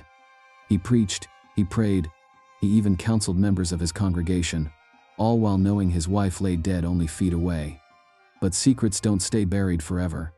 On October 29, concerned friends contacted the police after failing to reach Monica. Officers arrived at the Mays home to conduct a welfare check. Leonard answered the door, calm and collected, insisting Monica had simply left to visit family. But investigators noticed inconsistencies. His story shifted under questioning, his demeanor too rehearsed. A search of the property soon revealed traces of blood in the bedroom. In the garage, the unmistakable stench of decay led them straight to Monica's body. The sight was gruesome. Multiple stab wounds, evidence of a violent struggle, and a scene that spoke volumes about the rage behind the attack. Leonard was arrested on the spot. At first, Leonard denied everything. He claimed he had been framed, that someone else must have broken into their home. But as evidence piled up, the knife, the blood patterns, the timeline, his story collapsed. Eventually, Leonard admitted to killing Monica. His explanation was chilling in its simplicity. He said her betrayal had destroyed him, that she had infected him with a disease, and that her refusal to confess had pushed him to the breaking point. To him, it wasn't murder, it was justice. But to prosecutors, it was cold-blooded homicide. The trial of Reverend Leonard Mays began in the spring of 2023 and drew national attention. The case was irresistible to the media. A respected pastor turned killer, a wife with deadly secrets, and a marriage that unraveled in the most violent way imaginable. The prosecution painted Leonard as a controlling husband, consumed by rage. They detailed the brutality of the attack, the deliberate cover-up, and the arrogance of a man who thought his reputation could shield him from the law. The defense, however, leaned heavily on Leonard's faith and standing in the community. They argued that he had been provoked, that Monica's betrayal and her disease had driven him into a temporary state of insanity. They portrayed him not as a monster, but as a broken man, undone by lies. Witnesses from the congregation testified on both sides. Some described Leonard as a compassionate leader who had lost his way. Others admitted they had seen his temper flare, glimpses of the darkness that finally consumed him. The most haunting testimony came from medical experts, who confirmed that Leonard had contracted HIV, almost certainly from his wife. The revelation complicated the case, blurring the line between victim and perpetrator. Still, the brutality of the crime could not be ignored. After weeks of testimony, the jury returned its verdict, guilty of second-degree murder. The courtroom was silent as Leonard, once a man of God, stood to hear his fate. He showed little emotion, his eyes fixed on the floor as the judge delivered the sentence: 30 years in state prison. For the congregation, it was a crushing blow. Their pastor, the man they had trusted with their souls, was now a convicted murderer. For Monica's family, the verdict brought some measure of justice, though nothing could erase the horror of her death. And for Leonard, it was the final, devastating consequence of a marriage built on faith but undone by betrayal. In the quiet that followed the trial, questions lingered. Could things have been different if Monica had confessed earlier? If Leonard had chosen forgiveness over rage? If either of them had sought help instead of hiding their pain? No one will ever know. What remains is a cautionary tale, a story of love turned to bitterness, of secrets that festered until they consumed everything. Leonard Mays began his life as a man of faith, but ended it as a prisoner, haunted by the very sins he once condemned. Monica, caught between duty and desire, paid the ultimate price for her choices. Their story is not just about betrayal. It is about what happens when silence becomes more dangerous than the truth.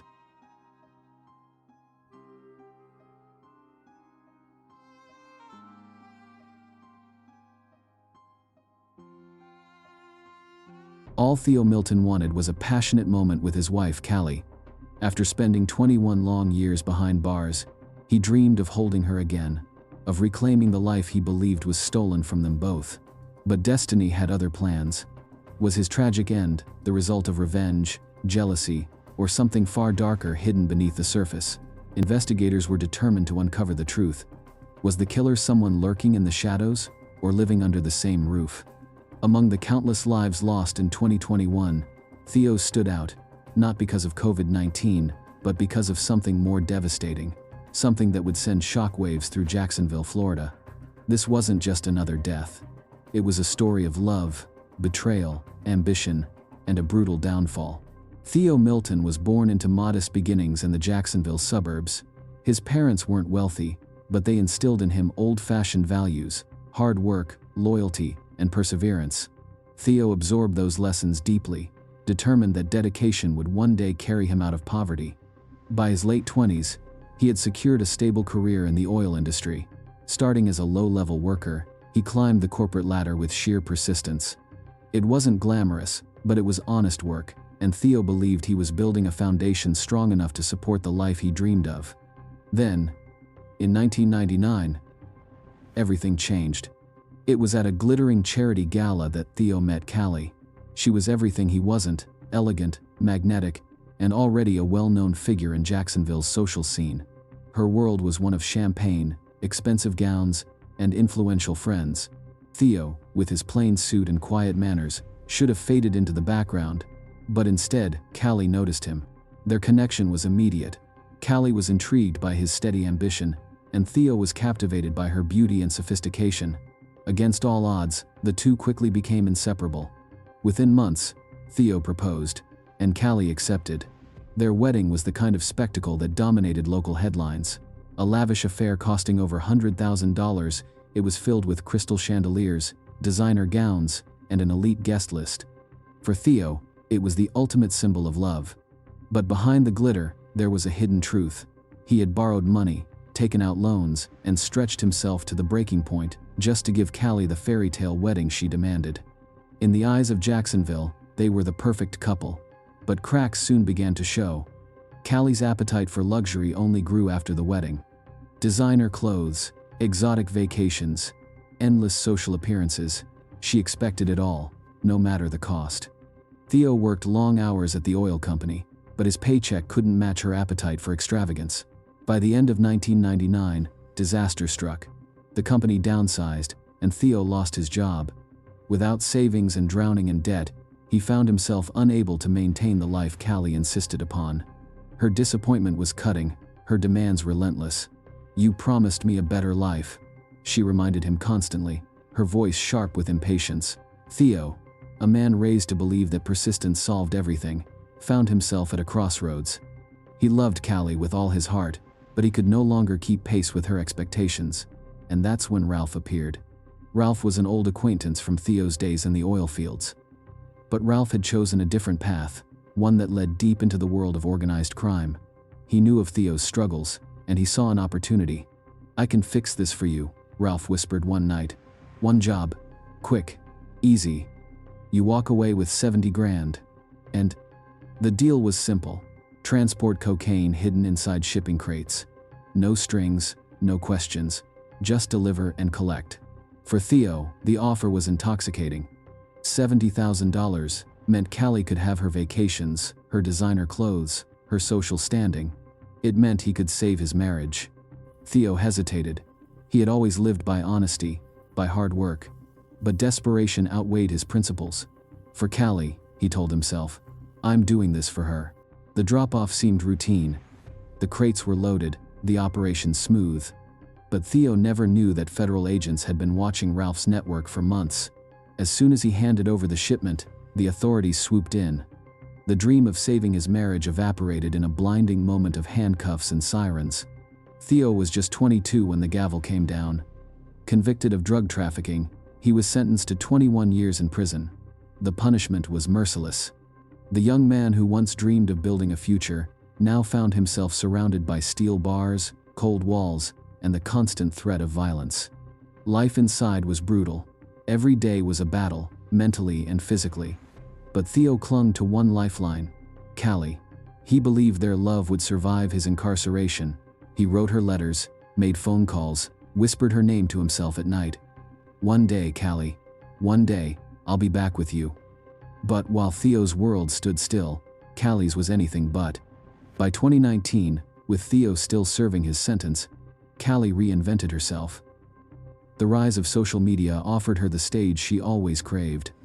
She became an online lifestyle influencer, posting images of luxury vacations, designer gowns, and champagne-soaked evenings. Her following grew, her brand partnerships multiplied, and she built an image of untouchable glamour. But it was only half real. Behind the perfect Instagram photos were wealthy men, business moguls, celebrities, and socialites, who financed her extravagant lifestyle. They didn't care about her past or about Theo rotting in prison. They just wanted to be part of the fantasy she created. Callie became one of the most sought-after influencers of her circle, but it was a life built on deception and shadows. To the world, she was thriving. To Theo, she was waiting faithfully for him. The truth couldn't have been further apart. In 2021, after 2 decades of captivity, Theo finally walked free. He had dreamed of this moment every single day behind bars, reuniting with Callie, holding her again, starting over. His twin sister, Florence, came to pick him up. Florence had always been his anchor, but as she embraced him at the prison gates, she saw the change in his eyes. The boy she once knew had been replaced by a hardened man carrying the weight of years. During the drive home, Florence tried to warn him. "Theo, Callie isn't the same woman you remember. She's changed. Please, be careful." But Theo refused to listen. "You don't understand," She's my wife, we're going to be together again. Florence said nothing more, but in her heart, she feared that the reunion her brother dreamed of might turn into something far darker. The next day, Callie finally appeared. The sound of her high heels echoed through the hallway as she entered the house, her golden satin dress shimmering in the dim light. She looked as breathtaking as ever, glamorous, intoxicating, untouchable. "Theo!" she cried, rushing to embrace him. Theo wrapped his arms around her, tears in his eyes. For a moment, it was as if nothing had changed. 2 decades of pain melted away in her perfume and the warmth of her touch. But behind her smile, there was distance. As they sat together, Callie seemed distracted, her eyes darting toward the clock, her tone rehearsed. That night, as Theo reached for her, his heart racing after 21 years of longing, Callie gently pushed him away. "Tomorrow night," she whispered softly, avoiding his gaze. Theo's face fell. He tried to brush it off, telling himself she was nervous, that it had been so long. But deep down, a quiet unease began to stir. He had no idea that this hesitation was only the beginning of a far greater nightmare. Theo froze, taken aback. "What? Callie?" He stopped short. He had been dreaming of this moment for so long, and now she was trying to push him away. "Callie, please," he said, his voice pleading now. "I've waited so long. I need this." His hands gently reached for hers, and he pulled her closer. "Let's just enjoy this moment tonight. Don't let anything hold us back." For a long moment, Callie didn't say anything. Then, slowly, she nodded, though something still felt off. As the night unfolded, Theo was eager to be with her, to share the intimacy he had imagined for years. But the moment he touched her, as his hand slid beneath her clothing, he was immediately struck by an overwhelming foul odor. It wasn't just the usual smell of sweat or the remnants of a long day. This was something stronger, more putrid. He pulled away, looking at her in confusion. "Callie, what's going on?" His voice was laced with concern as he stared at her, unsure of what was happening. Callie looked away, her face flushed. "It's nothing. Just, please don't worry about it," she mumbled. But Theo's concern only grew.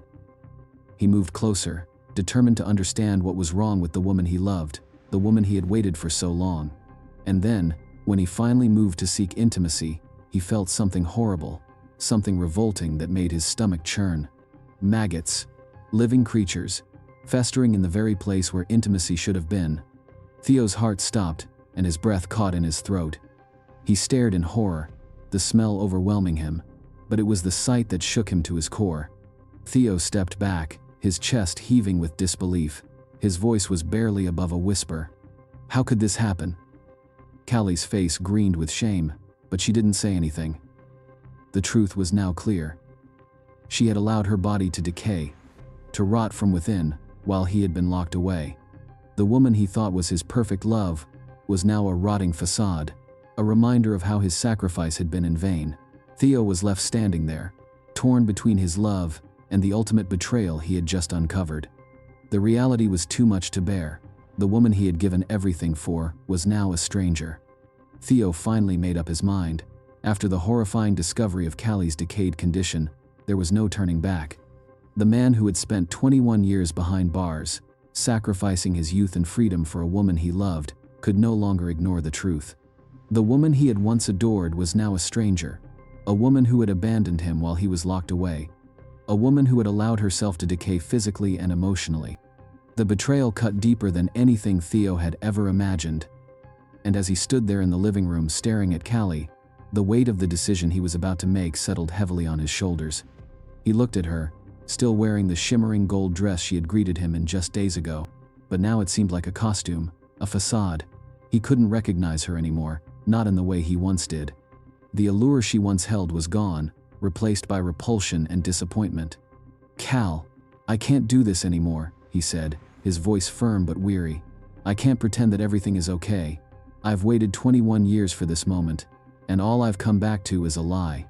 He paused, his gaze steady, but full of sorrow. "I want a divorce.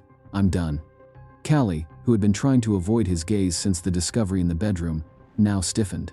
She opened her mouth as if to protest, but Theo cut her off. "And the 70,000 that was promised to me, I'm not sharing it with you. I've already lost everything because of you."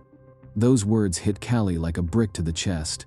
The $70,000, the money she had already imagined spending on herself, on keeping up with her extravagant lifestyle, was now slipping away. Her heart pounded as reality set in. Theo's rejection wasn't just emotional, it was financial. She couldn't lose this money. Without it, she'd be exposed. Her wealth, her status, the life she had built, all came from the image of a successful, beautiful, powerful woman. But now everything was on the verge of collapse. "You don't mean that," Callie stammered, a slight quiver in her voice as she reached for his arm. "Theo, please. We can work this out. I swear I'll change. I'll make things better. I love you." Her hands were trembling, her voice a mix of desperation and fear. But Theo just shook his head, pulling away from her touch. "You can't change. Not after everything. The woman I loved is gone. You've destroyed it all. I can't look at you the same way anymore. You're not the woman I thought I knew." The words cut deep, and for a moment, Callie's face twisted with panic. The chill of reality sank into her. She had lied. She had built a life on the illusion of perfection, and now it was all falling apart. Theo, his mind set, moved toward the door. "I need to get out of here," he muttered. But Callie's desperation was boiling into rage. Without him, she would be nothing. Without him, the life she clung to would collapse into dust. Her breathing quickened as her mind raced. She couldn't lose him. She wouldn't. In the dead of night, as the house grew eerily quiet, Callie moved behind Theo as he sat on the couch, lacing his shoes. From the drawer, she pulled a hammer. Her hand trembled, sweat rolling down her temple. She hesitated for one last breath, then her face hardened. Without warning, she struck him on the back of the head. The sound was sickening. Theo crumpled to the ground, blood pouring from the wound. Disoriented, he groaned, struggling to rise. Before he could, Callie grabbed a kitchen knife. In one swift motion, she stabbed him in the abdomen. The blade sank deep. Theo gasped, his hands weakly reaching for her as blood bubbled from his lips. "Theo." But his voice was only a whisper. His life was slipping away. Moments later, the man who had given everything for her was gone. Callie stood frozen, panting, staring at the blood pooling around him. Then, survival instincts kicked in. She cut herself, just enough to leave scratches and bruises. She tousled her hair, smeared blood across her arms, and dialed 911. "Help! Help!" she screamed. My husband is dead. Someone broke in." When officers arrived, the house was too clean. The front door stood open, but there was no forced entry. Furniture sat untouched, glass unbroken. Theo's body was neatly positioned in the living room, no signs of struggle. Detective Cade Walker arrived shortly after. A veteran of grim cases, he trusted his instincts more than surface details. And here, something was off. He studied Callie, sitting on the couch. Tear-streaked eyes, trembling hands. But her composure was too controlled. "Tell me again what happened," Walker asked. Callie recited her story: an intruder, a crash. Theo dead on the floor. Her words were shaky, but the rhythm too rehearsed. Walker's gaze lingered on the bloodstains. They didn't match a chaotic attack. They matched staging.